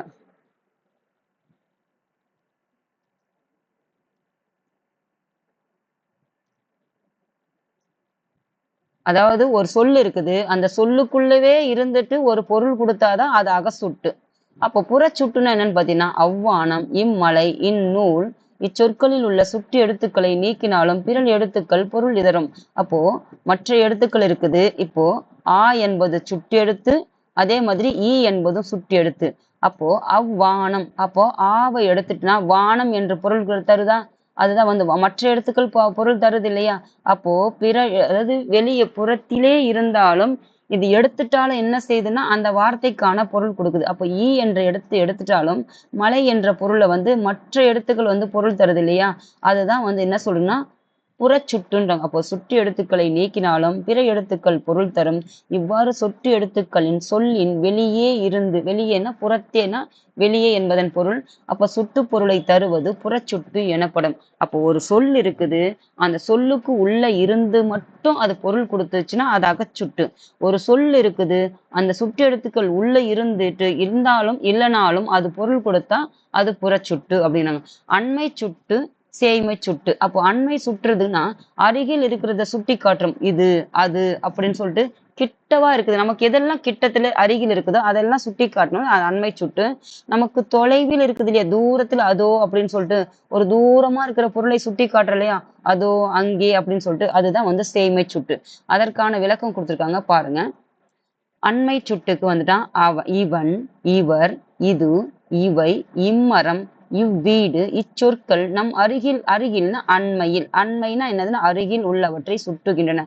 அப்ப இவன் என்பது பக்கத்தில் இருக்கிறதுக்கு, இவர் என்பது நமக்கு அருகில் இருக்கிறது, இது என்பது நமக்கு அருகில் உள்ளது, இவை என்பதற்கு நம்ம அருகில் உள்ளது, இம்மரம், இம்மரம்னா இப்பக்கத்தில் இருக்கிற இம்மரத்தை சொல்றது, இவ்வீடு என்பது நமக்கு அருகில் உள்ள வீட்டை குறிக்கிறதுக்காக அருகில் உள்ளவற்றுக்கு இன்னொரு பொருள் வந்து அண்மை அப்படின்ற பொருள்ல விளங்கும். இல்லவற்றை சுட்டி காட்டுறதுதான் இந்த சுட்டுக்கள். எனவே இது அண்மை சுட்டுக்கள்னு சொல்றாங்க எனப்படும். அண்மை சுட்டுக்குரிய எழுத்து எதுன்னு பார்த்தீங்கன்னா ஈ. அப்போ ஈ என்ற எழுத்து வந்துட்டு அருகில் உள்ளவற்றை சுட்டி காட்டுது. அப்போ சுட்டு எழுத்துக்கள்னு பார்த்தோம் ஆவும் ஈயும். அப்போ ஈ என்பது அருகில் உள்ளவற்றை சுட்டி காட்டுற பயன்படுத்த வந்து ஈ. அப்போ சேய்மை சுட்டுனா தூரத்தில் இருக்கிறது சுட்டி காட்டுறதா வந்து சேய்மை சுட்டு, தொலைவில் உள்ளதை.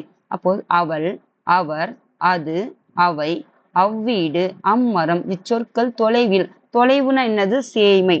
அப்போ தூரத்தில் உள்ளதை சுட்டி காட்டுறதுதான் வந்துட்டு சேய்மை சுட்டு. எனவே இது சேய்மை சுட்டும் எனப்படும். அப்போ தூரத்தில் உள்ளது, தொலைவில் உள்ளதை சுட்டி காட்டுவதுதான் வந்து சேய்மை சுட்டு. சேய்மை சுட்டுக்குரிய எழுத்து எதுன்னு பார்த்தீங்கன்னா ஆ, அதுதான் வந்து சேய்மை. அப்போ தூரத்தில் இருக்கிறது சுட்டி காட்டுறது வந்துட்டு எது எழுத்துன்னு பார்த்தீங்கன்னா சுட்டு எழுத்து ஆ.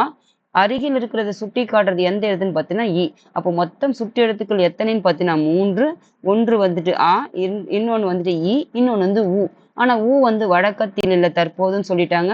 அப்போ இந்த ரெண்டுத்துக்கும் விளக்கம் கொடுத்துட்டாங்க. இப்ப பாருங்க, தெரிந்து கொள்வோம்ல. அருகில் உள்ளவற்றிற்கும் தொலைவில் உள்ளவற்றிற்கும் இடையில் இருப்பதை சுட்டிக்காட்ட ஊ என்னும் சுட்டெழுத்து அக்காலத்தில் பயன்படுத்தப்பட்டன. அதாவது அருகிலும் கிடையாது, தொலைவிலும் கிடையாது, இரண்டிற்கும் இடைப்பட்ட தூரத்தில் ஒண்ணு இருக்கு இல்லையா, அதுக்கு தான் என்னன்னு சொல்றது ஊ என்ற சுட்டெழுத்தின் மூலம் வந்து அதை பயன்படுத்தியிருக்காங்க அக்காலத்துல. அப்போ உது, உவன். அப்போ அருகிலும் இல்ல, தூரத்தில் இல்ல, இரண்டுக்கும் இடைப்பட்ட தொலைவில் இருக்கக்கூடிய பொருளுக்கு உது, உவன் என்ற வார்த்தைகள்ல வந்து பயன்படுத்தியிருக்காங்க. அதுக்கு எடுத்துக்காட்டா கொடுத்ததுதான் வந்துட்டு உது, உவன். அதுக்கப்புறம் பாத்தீங்கன்னா சுட்டு திரிபு. சுட்டு திரிபு பாருங்க. அம்மரம், அவ்வீடு ஆகியவை புறச்சுட்டுக்கள் என்பதை அறிவும். அப்போ அம்மரம், இவ்வீடு, அது அம்மரம் என்பது தூரத்தில் இருப்பது, இவ்வீடு என்பது அருகில் இருப்பது. அப்போ இந்த புறச்சுட்டுக்கள் என்பதை அறிவோம். பாருங்க, இப்போ ஆவை எடுத்துட்டா மரம் என்பது பொருள் கொடுக்கும், ஈ எடுத்துட்டா வீடு என்பது பொருள் கொடுக்கும். அப்போ புறத்திலே இருந்தாலும் பொருள் கொடுக்குது, எடுத்துட்டாலும் பொருள் கொடுக்குதுன்னு சொல்றாங்க. இச்சொற்களை அந்த மரம், இந்த வீடு என்றும் வழங்கிறோம். அப்போ அம்மரம், இவ்வீடு. அப்போ எப்படி திரியுதுன்னு அதாவது சுட்டு திரிபு தானே வந்துட்டு. அம்மரம் என்பது இவ்வீடு ஆகிய புறச்சுட்டுக்கள் என்பதை அறிவோம். இந்த சொற்களை வந்துட்டு என்னன்னு பொருள்னா அம்மரம் என்பது அந்த மரம், இவ்வீடு என்பது இந்த வீடு என்று வழங்குகிறோம். அப்போ இப்படி திரிந்து வந்திருக்குதான் வந்து சுட்டு திரிபுன்னு சொல்றாங்க.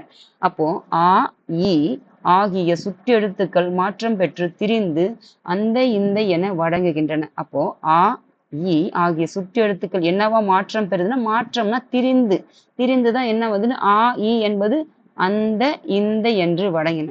இவ்வாறு ஆ, இ ஆகிய சுற்றெழுத்துக்கள் அந்த, இந்த என திரிந்து சுட்டு பொருளை தருவது சுட்டு திரிபுன்னு சொல்றாங்க. அப்போ ஆ, ஈ தான் சுட்டெழுத்துக்கள். அதற்கு பதிலாக எவ்வாறு திரியுதுன்னு பார்த்தீங்கன்னா அந்த, இந்த என்று திரிந்ததுனால அது சுட்டு திரிபு, சுட்டி காட்ட திரியுது. அப்போ அதுதான் வந்து சுட்டு திரிபுன்றாங்க. கற்பவை கற்றபின். கற்பவை கற்றபின் பார்த்தீங்கன்னா கரிகாலனும் அவனுடைய தங்கை மலர்கொடியும் பூங்காவிற்கு சென்றனர். கரிகாலனும் அவனுடைய தங்கை யாருன்னு பார்த்தீங்கன்னா மலர்கொடி, இருவரும் எங்க போறான்னு பார்த்தீங்கன்னா பூங்காவிற்கு சென்றனர். அங்கிருந்த செடிகளில் பூக்கள் மலர்ந்திருந்தது. ஒரு பூங்காவுன்னா பார்க்கு சொல்றேன் இல்லையா, அந்த பார்க்குக்கு போறாங்க. அந்த பார்க்ல என்ன இருக்குதுன்னு பார்த்தீங்கன்னா பூக்கள் வந்து மலர்ந்து இருக்குதுன்றாங்க. இங்கு உள்ள மலர்களில் இம்மலர் அழகாக உள்ளது, அம்மலர் பெரிதாக உள்ளது என்றால் மலர்கொடி. அப்போ இங்கு உள்ள மலர்களில் இம்மலர் வந்துட்டு அழகாக இருக்குது, இருக்கிற மலர்லயே இந்த மலர் அழகாக இருக்குது, அந்த மலர் எப்படி இருக்குன்னா பெரிதாகவும் இருக்குது என்றால் மலர்கொடி. இந்த மலரை பார், அந்த மலரை விட அழகாக உள்ளது என்றான் கரிகாலன். இந்த பத்தியை படிச்சுட்டு என்ன கொடுத்துட்டாங்கன்னா இந்த பத்தியில் உள்ள சுற்றுச்சொற்களை எடுத்து எழுதுக சொல்லியிருக்காங்க. அப்போ ஒரு பேராகிராஃப் மாதிரி கொடுத்துருக்காங்க.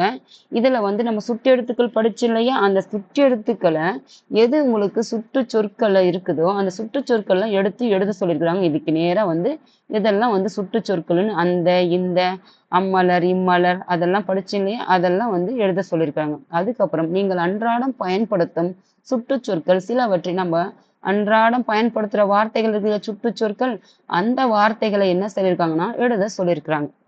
இதுதான் வந்துட்டு மாணவர்களுக்கு பயிற்சி வினாக்களை கற்பவை கற்ற பின் அப்படின்ட்டு கொடுத்துருவாங்க. வினா எழுத்துக்கள் இது பார்த்தா சுற்றுறதுக்காக அது இது என்பது சுட்டி காட்டுவதற்காக அமைக்கப்பட்டதுதான் வந்துட்டு சுட்டு எழுத்துக்கள். இது பார்த்தீங்கன்னா வினா எழுத்துக்கள்னு கொடுத்துருவாங்க. வினா எது பார்த்தீங்கன்னா கேள்விதானே சொன்னோம். வினா என்பது வினா பொருளை தரும் எழுத்துக்களுக்கு வினா எழுத்துக்கள் என்று பெயர். அப்போ வினா பொருளை தரும் ஒரு கேள்வி கேட்கக்கூடிய மாதிரி ஒரு எழுத்து இருந்துச்சுன்னா அதற்கு பெயர் தான் வந்துட்டு வினா எழுத்து. சில வினா எழுத்துக்கள் சொல்லின் முதலில் இடம்பெறும், சில வினா எழுத்துக்கள் சொல்லின் இறுதியில் இடம்பெறும். அப்போ வினா எழுத்துக்கள் எது வினா எழுத்துக்கள் பார்க்குறோம். அந்த வினா எழுத்துக்கள் எது வந்து முதலில் ஒரு சொல் இருக்குதுன்னு அந்த சொல்லுக்கு முதலில் எது வருது, ஒரு சில எழுத்துக்களுக்கு எது வந்து சொல்லினுடைய இறுதியில வருது அதை தான் வந்து இங்க கொடுத்துருக்காங்க.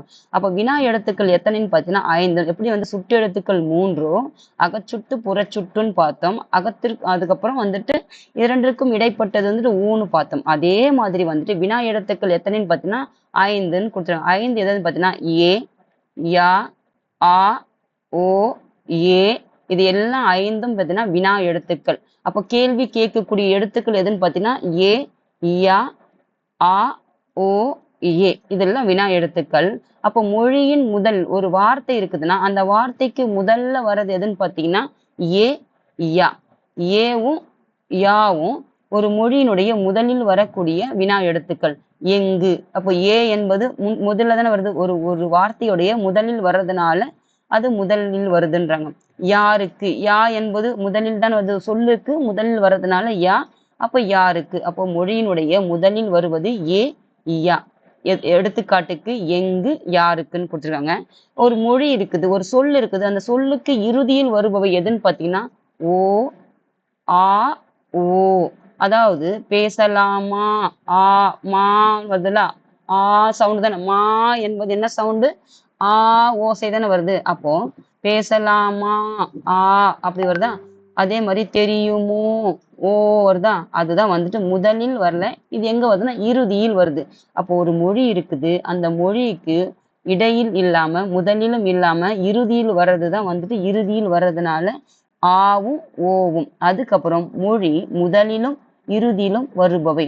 அப்போ ஒரு சொல்லுக்கு முதலிலும் வரும் இரண்டுக்கும் வரும். இது இடையிலும் இல்லை இறுதியிலும் முதலிலும் வரும் எழுத்துக்கள் எதுன்னு பார்த்தீங்கன்னா ஏ.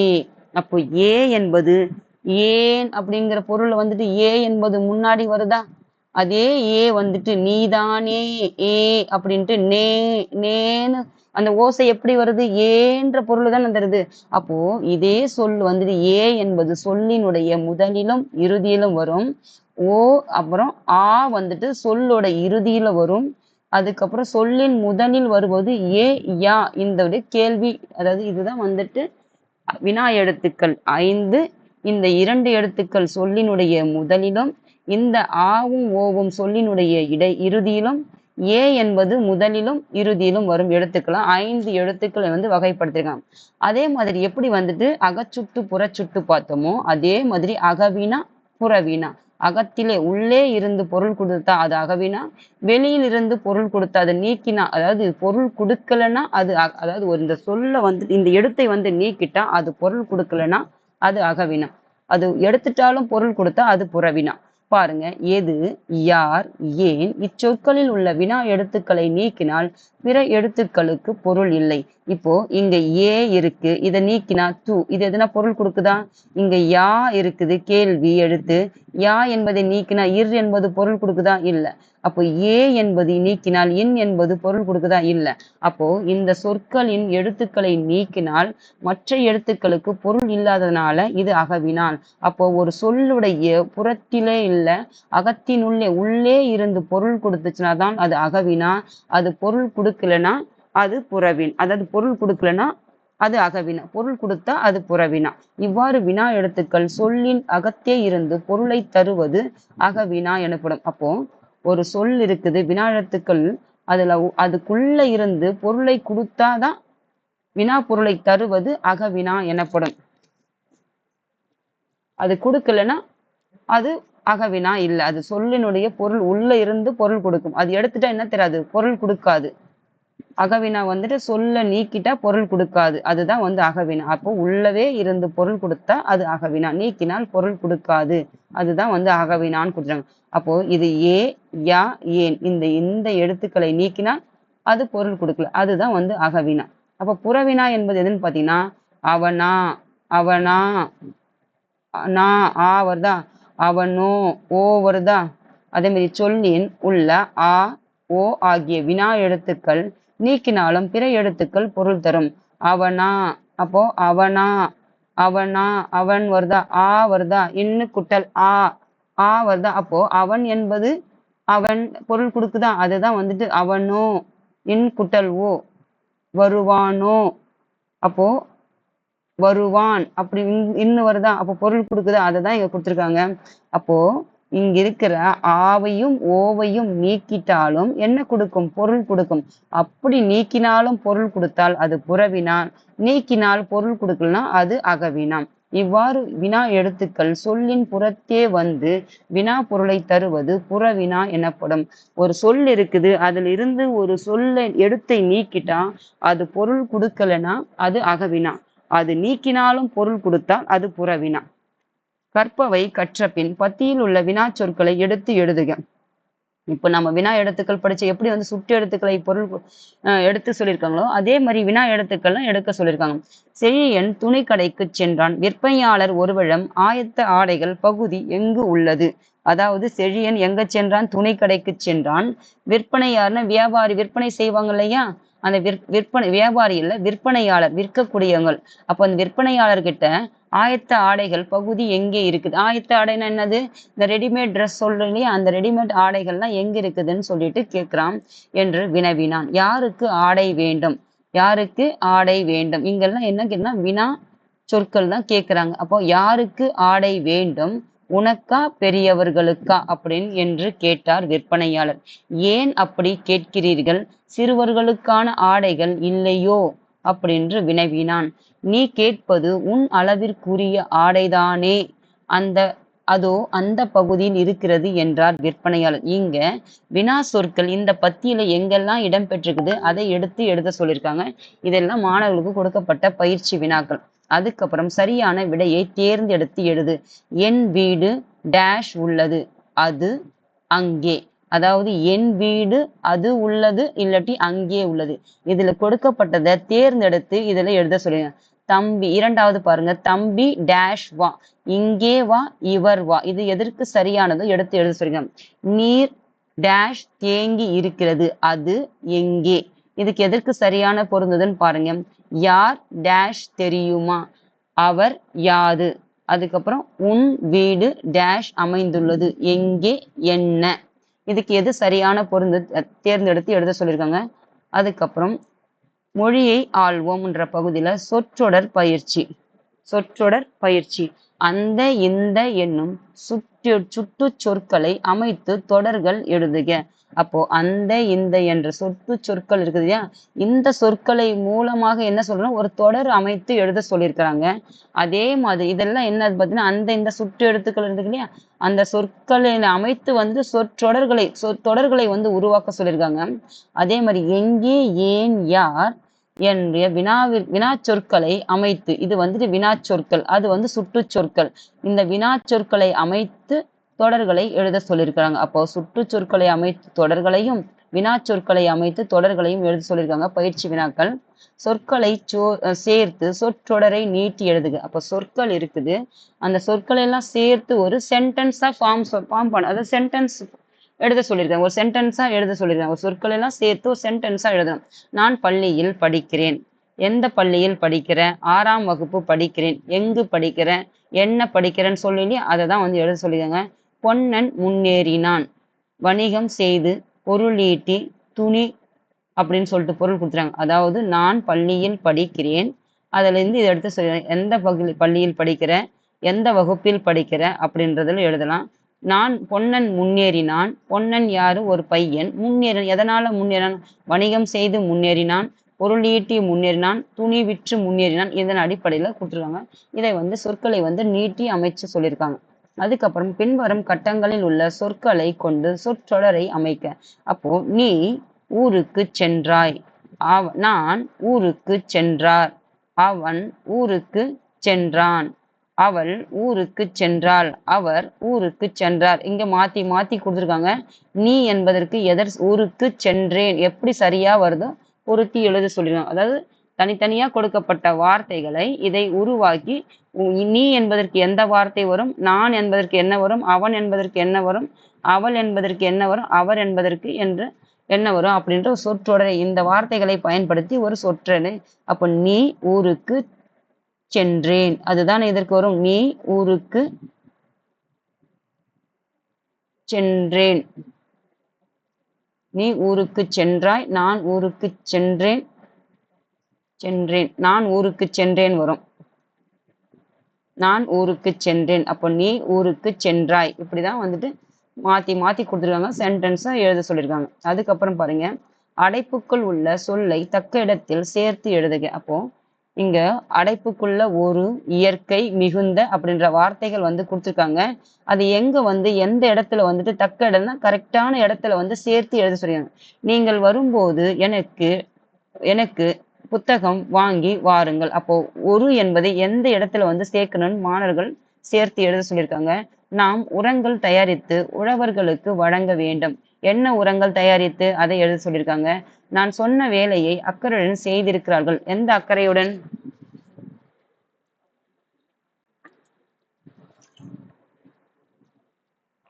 அதுக்கப்புறம் பாருங்க, சொல்லை கேட்டு எழுதுக. அதாவது டிக்டேஷன் டீச்சர்ஸ் சொல்லுவாங்க, ஸ்டூடெண்ட்ஸ் எழுதுவாங்க இல்லையா, அதுதான் வந்து சொல்லை கேட்டு எழுதுக. அவங்க டீச்சர் சொல்ல சொல்ல நீங்க என்ன செய்யணும், பார்க்காம எழுதி பார்க்கணும் எங்கெல்லாம் தப்பு, அதாவது வார்த்தைகள்லாம் எழுத தெரியுதா அப்படின்றதுதான் இது. மல் எடுத்த, அதுக்கப்புறம் வந்து கதிர்ச்சுடர், நாட்டுப்புற பாடல், பண்டமாற்று வணிகம், மின்னணு பரிமாற்றம், பட்டின பாலை, வேளாண்மை, அண்மை சுட்டு, புறவினா. இதெல்லாம் டிக்டேஷன் வேர்டா கொடுத்துருக்காங்க. இதெல்லாம் நீங்க எழுதணும். அதுக்கப்புறம் கீழ்கண்ட பத்தியை படித்து வினாக்களுக்கு விடையளி. கீழ்கண்ட பத்தியை பாரு. மனிதர்களுக்கு தேவையான பொருள்களை கிடைக்கச் செய்வதே வணிகத்தின் நோக்கங்களுள் ஒன்று. அப்போ வணிகம்னா என்னன்னா மனிதர்களுக்கு தேவையான பொருட்களை வந்து கிடைக்க செய்யறதுதான் வந்துட்டு வணிகத்தினுடைய நோக்கத்துல ஒண்ணுன்றாங்க. அப்போ ஒரு இடத்தில் உற்பத்தியாகும் பொருள்களை பல இடங்களுக்கு அனுப்புவதும் பல இடங்களில் கிடைக்கும் பொருள்களை ஒரே இடத்தில் கிடைக்கச் செய்வதும் வணிகம். அப்போ வணிகத்துடைய நோக்கமே என்னன்னு பாத்தீங்கன்னா முதல் நோக்கங்கள்ல ஒன்று, மொத்த நோக்கம் இருக்குதுன்னா அதுல முக்கியமான நோக்கம் எதுன்னு பாத்தீங்கன்னா மனிதர்களுக்கு தேவையான பொருள்களை கிடைக்க செய்யறது. அப்போ ஒரு இடத்துல ஒரு பொருள் உற்பத்தி ஆகுது, அந்த பொருளை வந்து பல இடங்களுக்கு அனுப்புறது, பல இடங்களில் கிடைக்கக்கூடிய பொருள்களை ஒரு இடத்துல வந்து கிடைக்க செய்வது எதனுடைய நோக்கம் பார்த்தீங்கன்னா வணிகத்தினுடைய நோக்கம்ன்றாங்க. அப்ப கிடைக்கும் பொருள்களின் மதிப்பை கூட்டி புதிய பொருளாக மாற்றுவது சிறந்த வணிகம். அப்போ ஒரு சிறந்த வணிகத்தினுடையது என்னன்னு, சிறந்த வணிகம்னா எதுன்னு பார்த்தீங்கன்னா ஒரு பொருள் கிடைக்குது, உற்பத்தி செய்யப்பட்ட பொருள்களுக்கு அதனுடைய மதிப்பை கூட்டுற ஒரு புதிய பொருளாக மாற்றுறதுதான் வந்து ஒரு சிறந்த வணிகம் சொல்றாங்க. சான்றாக கல் என்பது, அதாவது எடுத்துக்காட்டா என்ன சொல்றேன்னா கல் என்பது விற்பனை பொருள் அன்று. அப்போ கல் என்பது என்னன்னு பார்த்தீங்கன்னா ஒரு விற்கிற பொருள் கிடையாது, ஆனால் அதனை செதுக்கி சிலையாக அப்போ கல்லை வந்து விற்பாங்களா? இல்லை, அது என்ன மாற்றுறாங்க, ஒரு மதிப்பு கூட்டுறாங்க. அந்த கல்லுக்கான மதிப்பை கூட்டி ஒரு புதிய பொருளை உருவாக்குறாங்கன்றாங்க. என்ன உருவாக்குறாங்க? ஒரு சிலையாக மாற்றுறாங்க. அப்போ கல்லை சிலையாக மாற்றுறாங்க, அப்ப எல்லாரும் வாங்குவாங்க இல்லையா, அப்போ அதனுடைய மதிப்பு கூடுது இல்லையா, அதை தான் சொல்லுங்க. அப்போ உதிரும் கல் தூணை என்னவா மாற்றாங்க? கோலமாக மாற்றலாம். இதனை மதிப்பு கூடுதல் என்பர். அப்போ ஒரு கல் இருக்குது, அது விற்கிற பொருளே கிடையாது, ஆனா அதன் மதிப்பு எப்படி கூடுதுன்னு பாத்தீங்கன்னா அந்த கல்லை வந்து சிலையா மாற்றினாங்க, அப்ப சிலை வாங்குறாங்க, அதுல இருந்த கல் தூண்கள் எல்லாம் உதிர்றதுனால அந்த தூளை வந்துட்டு கோலமாக பயன்படுத்துறாங்க. இப்படி அதனுடைய கல்லுடைய மதிப்பு கூடுறதுனால மதிப்பு கூட்டுதல் என்பர் அப்படின்றாங்க. அப்போ இதுல இருந்து கேட்கப்பட்ட கேள்வி என்னன்னு பாத்தீங்கன்னா கிடைக்கும் பொருள்களின் டேஷை கூட்டினால் புதிய பொருளாக மாற்றுவது சிறந்த வணிகம். அளவை, மதிப்பை, எண்ணிக்கையை, எடையை, இதுல எது வந்துட்டு சரியானதுன்னு பாருங்க. அதுக்கப்புறம் சிலை செதுக்கப்படும் போது உதிரும் கல் தூளை டேஷ் ஆக மாற்றலாம், என்னவாக மாற்றலாம். அதுக்கப்புறம் வணிகத்தின் நோக்கமே என்ன, நாம தானே படிச்சோம் நோக்கங்களுள் ஒன்றுன்னு சொல்லிட்டு, அப்ப அதனுடைய நோக்கமே என்ன? அதுக்கப்புறம் 4வது பாருங்க, மதிப்பு கூடுதல் என்றால் என்ன? மதிப்பு கூடுதுன்னா உன்னுடைய மதிப்பை வந்து கூட்டுறது தான் வந்து கூடுதல்னு படிச்சோம். அது என்னன்னு பாருங்க. இப்பத்திற்கு ஏற்ற தலைப்பு, அதாவது இந்த பத்தியிருக்கு அதற்கு ஏற்ற பொருத்தமான தலைப்பை வந்து எழுத சொல்லிருக்கணும். அதுக்கப்புறம் கடிதம் எழுதுகன்றது ஒண்ணு குடுத்துருக்காங்க. மாணவர்களுக்கெல்லாம் இதெல்லாம் வந்துட்டு இப்பத்துல இருந்தே நீங்க பழகணும். அதாவது உனக்கு தெரிஞ்ச உன் அறிவுக்கு எட்டுன அளவுக்கு என்ன செய்யணுங்க, ஒரு பிறந்த நாள் பரிசு அனுப்பிய மாமாவுக்கு நன்றி தெரிவித்து ஒரு கடிதம் வந்து எழுத சொல்லிருக்காங்க. ஒரு பொருள் வந்துட்டு உன்னுடைய பிறந்த நாளுக்கு வந்து உனக்கு மாமா வந்து அனுப்பினாரு. அப்போ அத சொல்லுவ இல்லையா? மாமா எனக்கு இந்த பொருள் வந்து இப்படி பிடிச்சிருந்தது. இது எனக்கு வாங்கி குடுத்தது. எனக்கு எனக்கு நான் ஏதாவது உன்னுடைய இதுல இருந்து சொல்லுவேன் இல்லையா? அததான் உன்னுடைய எண்ணத்தை வந்து என்னவா செய்யணும்? அத நன்றியா வெளிப்படுத்தணும். அப்போ நன்றியா வெளிப்படுத்தி என்ன செய்யணும்? ஒரு கடிதமா மாமாவுக்கு எழுத சொல்றாங்க. இதெல்லாம் உங்களுக்கு பயிற்சி பயிற்சி இப்பத்துல இருந்தே அந்த கடிதம் எழுதும் முறையை வந்து பழக்கப்படுத்துறாங்க. அதனால வந்து உனக்கு பிறந்த நாள் பரிசை இப்ப மாமா வீட்டுக்கு வராரு. ஒரு பிறந்த நாள் பரிசு குடுக்குறாரு. அத குடுக்கும்போது உன்னுடைய அந்த அதுக்கு ஏதாவது எப்படி சொல்றது? உன்னுடைய உணர்ச்சி பொங்க அதோடைய ரியாக்ட் பண்ணுவோம் இல்லையா? அததான் அவங்க என்ன சொல்றாங்கன்னா, அத சொல்லும்போது, அத எப்படி எழுதும்போது நம்ம ஒரு நன்றி தெரிவித்து எழுதுவோம் இல்லையா? அததான் உங்களுக்கு ஒரு கடிதமா எழுத சொல்லியிருக்காங்க. அதுக்கப்புறம் பாருங்க, மொழியோடு விளையாடு, விடுகதைக்கு விடை காணுங்கள். அப்ப விடுகதை குடுத்துருக்காங்க. இங்க பாருங்க கப்பல், ஏற்றுமதி, இறக்குமதி, தராசு, நெல்மணி, குதிரை. இதெல்லாம் பார்த்தீங்கன்னா, இங்க கொடுக்கப்பட்ட இந்த இந்த கேள்விகளுக்கான விடை இதுல கொடுக்கப்பட்டிருக்கு. இந்த விடுகதை எதுன்ட்டு அதுக்கு சரியான விடை பார்த்தீங்கன்னா, இதுல இருந்து எடுக்கணும். இப்ப நானு வாசிக்கிறேன். நீங்க என்ன செய்யணும்னு பார்த்தீங்கன்னா, இதிலிருந்து இதற்கான விடைய வந்து கண்டுபிடிக்கணும். தனி ஆளாய் இருந்தால் நடுநிலையாய் இருந்திடுவான். அப்போ தனியா இருந்தானா எப்படி பார்த்தீங்கன்னா, நடுநிலையாக இருப்பான். யாருக்கும் சாயாம நடுநிலையாக நிற்பானாம். யாரும் வந்து அமர்ந்தால் ஏற்றம் இறக்கம் காட்டிடுவான். அவன் யார்? அப்போ தனியா ஒருத்தர் நிக்கிறான்னா எப்படி இருப்பான்? நடுநிலையாக சமமா இருப்பான். அப்ப யாராவது ஒருத்தர் வந்து உட்கார்றாங்கன்னா என்ன ஆகும்னு பார்த்தாங்கன்னா, ஏற்றம் இறக்கம் காட்டிடுவான்றாங்க. அப்ப இந்த பக்கம் தூக்கும், இந்த பக்கம் இறக்கம். அப்ப ஏற்றம் இறக்கம் இது இல்லையா? அதுதான் யாருன்னு கேக்குறாங்க. 2வது பாருங்க. தண்ணீரில் கிடப்பான், தள்ளாடி தள்ளாடி நடப்பான், காலில்லாத அவன் யார்? இங்க என்ன கொடுக்குறாங்க? கப்பல், ஏற்றுமதி, இறக்குமதி, தராசு, நெல்மணி, குதிரை. அப்ப தண்ணீரிலே கிடப்பான், தண்ணீர்ல என்ன போவான்? தள்ளாடி தள்ளாடி நடப்பான், காலும் கிடையாது, அவன் யாருன்னு கேக்குறான். 3வது பாருங்க, பேச முடியாத ஓட்டப்பந்தய வீரனுக்கு வாய்க்கு மட்டும் பூட்டு, அவன் யார்? அதாவது பேச மாட்டான், அது யாரு? ஓட்டப்பந்தய வீரன். அவன் யாரு? அவனுக்கு என்ன இருக்கு? வாய்க்கு மட்டும் பூட்டு இருக்குது. அப்படி பூட்டு போட்டு கொண்டிருக்கிறவன் யாருன்னு கேக்குறாங்க. அடுத்து பாருங்க, இயந்திரத்தால் செய்ய முடியாத மணி, அதாவது அந்த மணி இருக்குது இல்லையா? அந்த மணியை வந்துட்டு இயந்திரத்தால செய்ய முடியாது, ஊசி நூல்லயும் கோக்க முடியாது, பூமியில விளையும் மணி, பூவுலகத்தார் விரும்பும் மணி, எந்த மணி? அப்போ அந்த மணி அது என்ன மணி? எந்த இயந்திரத்தாலும் செய்ய முடியாது, ஊசி நூல்லையும் கோக்க முடியாது, இந்த பூமியிலேயே விளைந்த மணி, அந்த பூ உலகத்துல இந்த பூ உலகம்னா இந்த பூமியில எல்லாருக்கும் விரும்பக்கூடிய ஒரு மணி, அது எந்த மணின்னு கேக்குறாங்க. அதுக்கப்புறம் ஒரு மதி வெளியே போகும், ஒரு மதி உள்ளே வரும், இரு மதியும் சேர்ந்து விட்டால் பல மதியும் சேர்ந்து வரும், அது என்ன அப்படின்னு கேக்குறாங்க. இதெல்லாம் இதுல இருந்து தேர்ந்தெடுத்து எழுத சொல்லி விடுகதை இதுக்கு இருந்து எடுக்க சொல்லியிருக்காங்க. அதுக்கப்புறம் பின்வரும் நவமணிகளை அகர வரிசைப்படுத்துக. நவமம்னா என்ன? 9 மணிகளை. அப்போ 9 வகையான மணிகள் இருக்குது. அதை அகர வரிசைப்படுத்தி எழுத சொல்லியிருக்காங்க. அப்போ நீலம், கோமேதகம், மாணிக்கம், வைரம், பவளம், வைடூரியம், முத்து, புஷ்பராகம், மரகதம். அதாவது அகர வரிசை என்னது? அ ஆ அதான அகர வரிசை. அ க ங அப்படிதானே வருது அகர வரிசை. அப்போ ஆ வரிசையில் அமைந்த சொற்களையும் ஆ வரிசையில அப்போ அ ஆ இ ஈ அப்போ ஆ வரிசையில என்ன சொற்றொடர், ஆ வரிசையில என்ன சொல்லு, இதெல்லாம் சொற்களை வந்துட்டு அகர வரிசையில எடுத்து எழுத சொல்லிக்கிறாங்க. இந்த நவமணிகளை 9 வகையான வார்த்தைகள் வந்துட்டு நவமணி என்பது. இந்த வார்த்தைகளை வந்து அகர வரிசைப்படி எழுத சொல்லிக்கிறோம். செயல் திட்டம் பாருங்க, பண்டைய தமிழகத்தின் துறைமுகங்கள் பற்றியும் அங்கு ஏற்றுமதி இறக்குமதி செய்யப்பட்ட பொருள்களை பற்றியும் எழுதுக. அப்ப பண்டைய துறைமுகம் பார்த்தோம், எது பார்த்தோம்? பூம்புகார் பார்த்தோம். அங்கு ஏற்றுமதி செய்யப்பட்ட இறக்குமதி செய்யப்பட்ட பொருள்களை பற்றியும் எழுதுக சொல்லுங்க. அப்ப பண்டைய துறைமுகத்துல என்னெல்லாம் பொருட்கள் வந்து ஏற்றுமதி செஞ்சாங்க, என்னென்ன பொருட்கள் வந்து இறக்குமதி செஞ்சாங்க, அதை பற்றி எழுத சொல்லியிருக்கிறாங்க. இதெல்லாம் உங்களுடைய செயல் திட்டம், மாணவர்களுடைய செயல் திட்டம். உங்களுக்கு தெரிந்த 3 தொழில்களின் பெயரை எழுது. அப்போ உங்களுக்கு மாணவர்களுக்கு ஏதாவது உங்க வயதுக்கு ஏற்பட்ட ஏதாவது தொழில் தெரியும் இல்லையா, அந்த தொழிலை வந்து ஒரு 3 தொழில் வந்து எழுத சொல்லியிருக்காங்க. அந்த தொழிலினுடைய தொடர்புடைய 5 சொற்களை வந்து பட்டியலிட சொல்லியிருக்காங்க. அப்போ ஒரு தொழில் இருக்குது, அந்த தொழிலுக்கு ஏதாவது உங்களுக்கு தெரியும் இல்லையா, ஒரு 5 சொற்களை வந்து எழுத சொல்லியிருக்காங்க. பாருங்க, இங்க எடுத்துக்காட்டுக்கு ஒரு உழவு தொழில்ன்றது தொழில் வந்து கொடுத்துருக்காங்க. அப்ப அந்த உழவு தொழில் சம்பந்தப்பட்டது என்ன இருக்கு? ஏர் இருக்கு, அதுக்கப்புறம் கலப்பை இருக்கு, அதுக்கப்புறம் என்ன இருக்குதுன்னு எழுதுங்க. அதே மாதிரி அடுத்து 4வது என்னன்னு தெரியும்னு எழுதுங்க. 5வது என்னன்னு. அப்போ உழவு தொழில் சம்பந்தப்பட்ட ஏர், கலப்பை, இது ஏர் இருக்கு, கலப்பை இருக்கு, இது உழுவுறதுக்கு என்ன வேணும்? மாடு வேணும். இந்த மாதிரி உங்களுக்கு என்னெல்லாம் தெரியுமோ எழுதுங்க. அதுக்கப்புறம் இன்னும் என்ன தொழில் தெரியுமோ அது எழுதுங்க. அந்த தொழில் சார்ந்த பொருட்களையும் எழுத சொல்லியிருக்காங்க. அதுக்கப்புறம் இந்த வந்து குறுக்கெழுத்து புதிர். இதை பார்த்தீங்கன்னா, இடமிருந்து வலம், வலமிருந்து இடம், மேலிருந்து கீழ், கீழிருந்து மேல். இதெல்லாம் மாணவர்களுக்கு உங்களுடைய சிந்தனையை தூண்டக்கூடிய வினாக்கள் தான் இது. இதெல்லாம் நீங்க என்ன செய்யணும்னா, இதை படிச்சு இதிலிருந்து பொருள் புரிஞ்சு உங்களுக்கு எழுத சொல்லியிருப்பாங்க. அப்போ நானிலம் படைத்தவன் பாடலை எழுதியவர் யார்? அப்போ நானிலம் படைத்தவன் ஒரு பாடல் படிச்சோம் இல்லையா, கவிதை. அந்த பாடலை எழுதியவர் யாரு? இடமிருந்து வலம்னா, அதாவது இடம்னா என்னது? Left to right. அதாவது இடமிருந்து வலம்னா லெஃப்ட் டு ரைட்டு. அப்போ இங்கிருந்து, அப்போ இடமிருந்து வலம், இதுதான் வந்து இடமிருந்து வலம். அப்போ லெஃப்ட் டு ரைட்டு.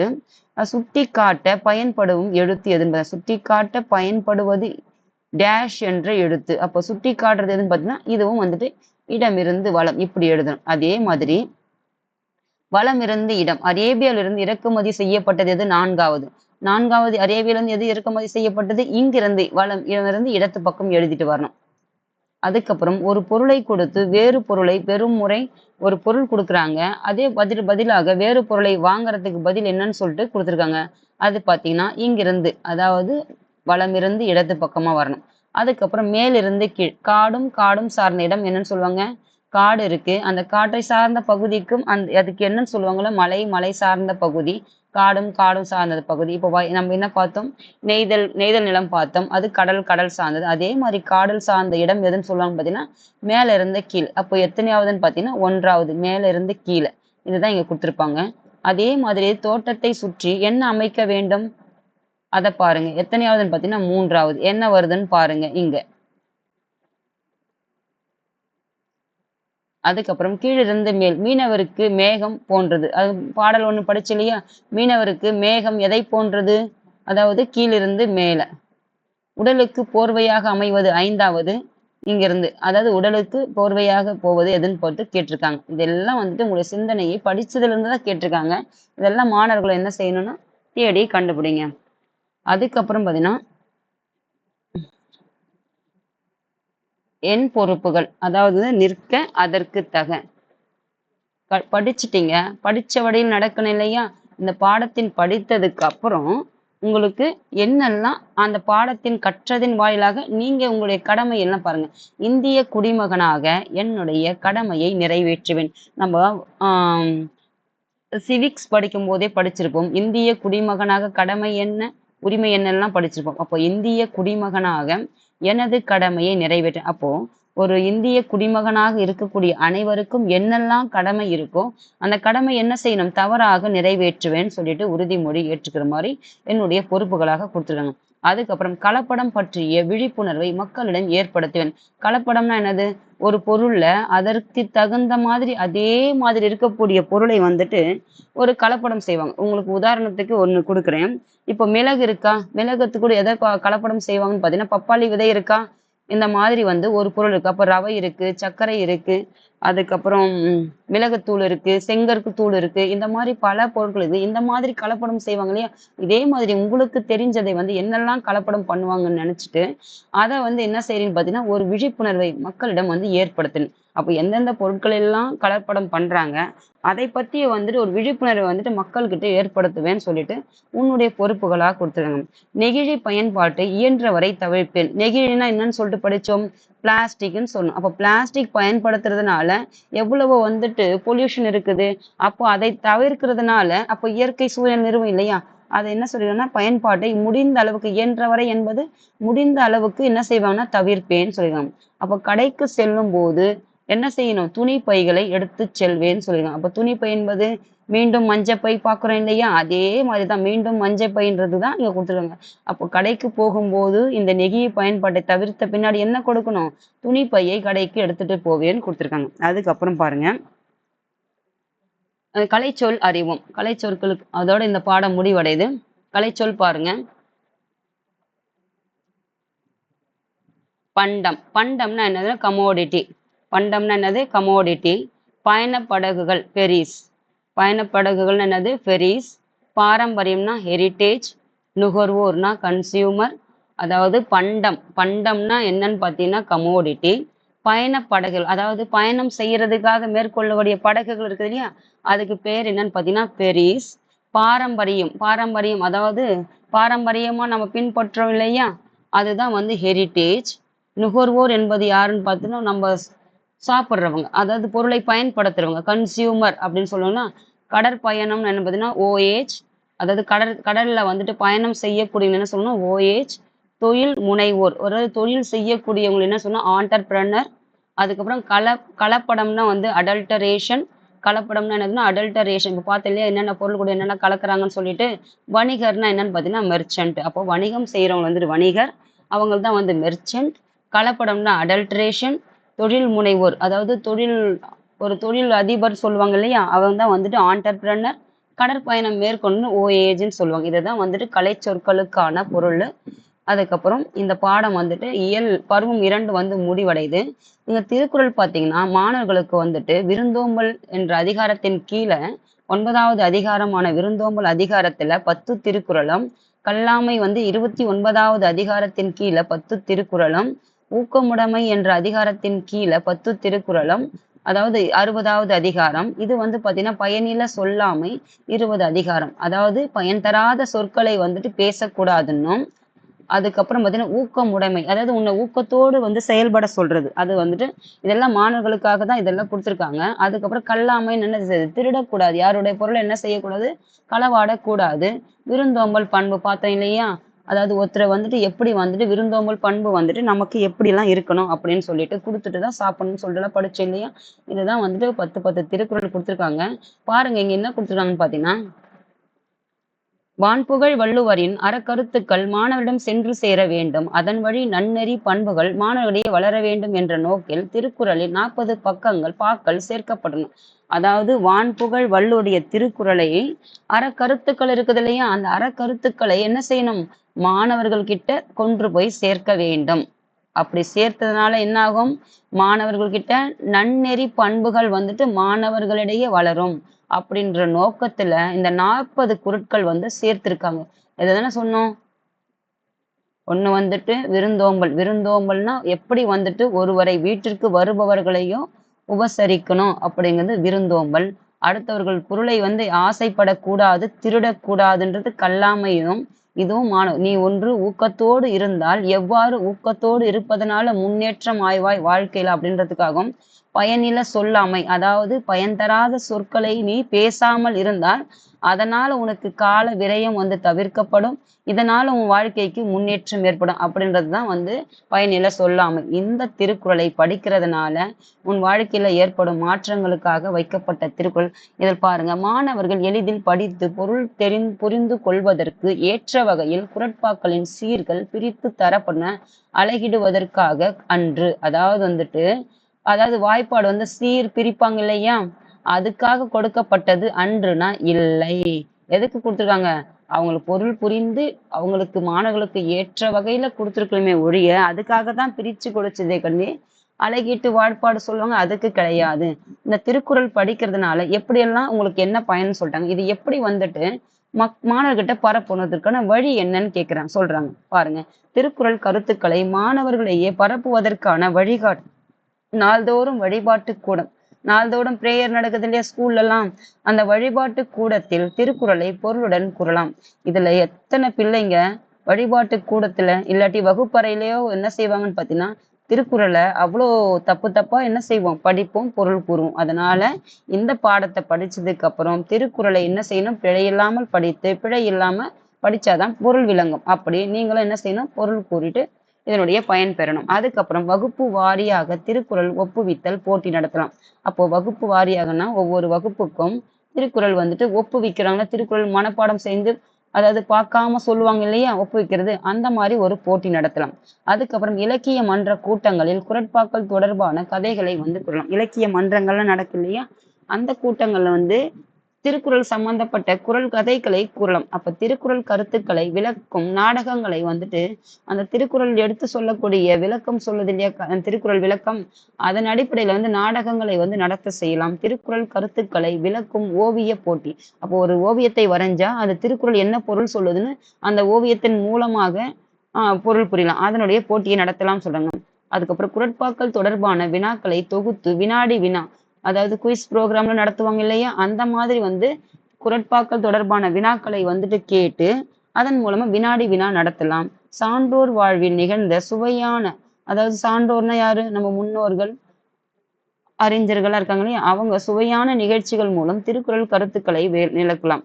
அதுக்கப்புறம் உலக பொதுமறையாம் திருக்குறளில் இடம் பெற்றிருக்கும் நன்னெறி கருத்துக்களின் அடிப்படையில் நீதி கதைகள், இசைப்பாடல்கள், சித்திர கதைகள், அசைவூட்ட படங்கள் ஆகியவற்றை உருவாக்கி அவற்றின் வாயிலாக திருக்குறள் வளங்களை மாணவர்களும் கொண்டு சேர்க்கலாம். அப்போ ஒரு திருக்குறள்னால எந்தெந்த வகையெல்லாம் மாணவர்களை கொண்டு போய் சேர்க்கலாம், இதனால என்னெல்லாம் மாணவர்கள் பயனடைவார்கள்ன்றது தான் இதை கொடுத்துருக்காங்க. அதனால மாணவர்கள் இந்த 40 திருக்குறளையும் படித்து வாழ்க்கையில பயன்படுறதுக்காக தான் கொடுக்கப்பட்டது. இது உங்களுடைய பாடத்திற்கும் தாண்டி தான் உங்களுடைய மாணவர்கள் கொடுத்துருக்காங்க. இதெல்லாம் மாணவர்கள் படிச்சு பொருள் புரிஞ்சு வாழ்க்கையில பின்பற்றதுக்காக கொடுத்துருக்காங்க. இதோட இந்த பருவம் 2ல 3வது இயல் முடிவடையுது. தேங்க்யூமா.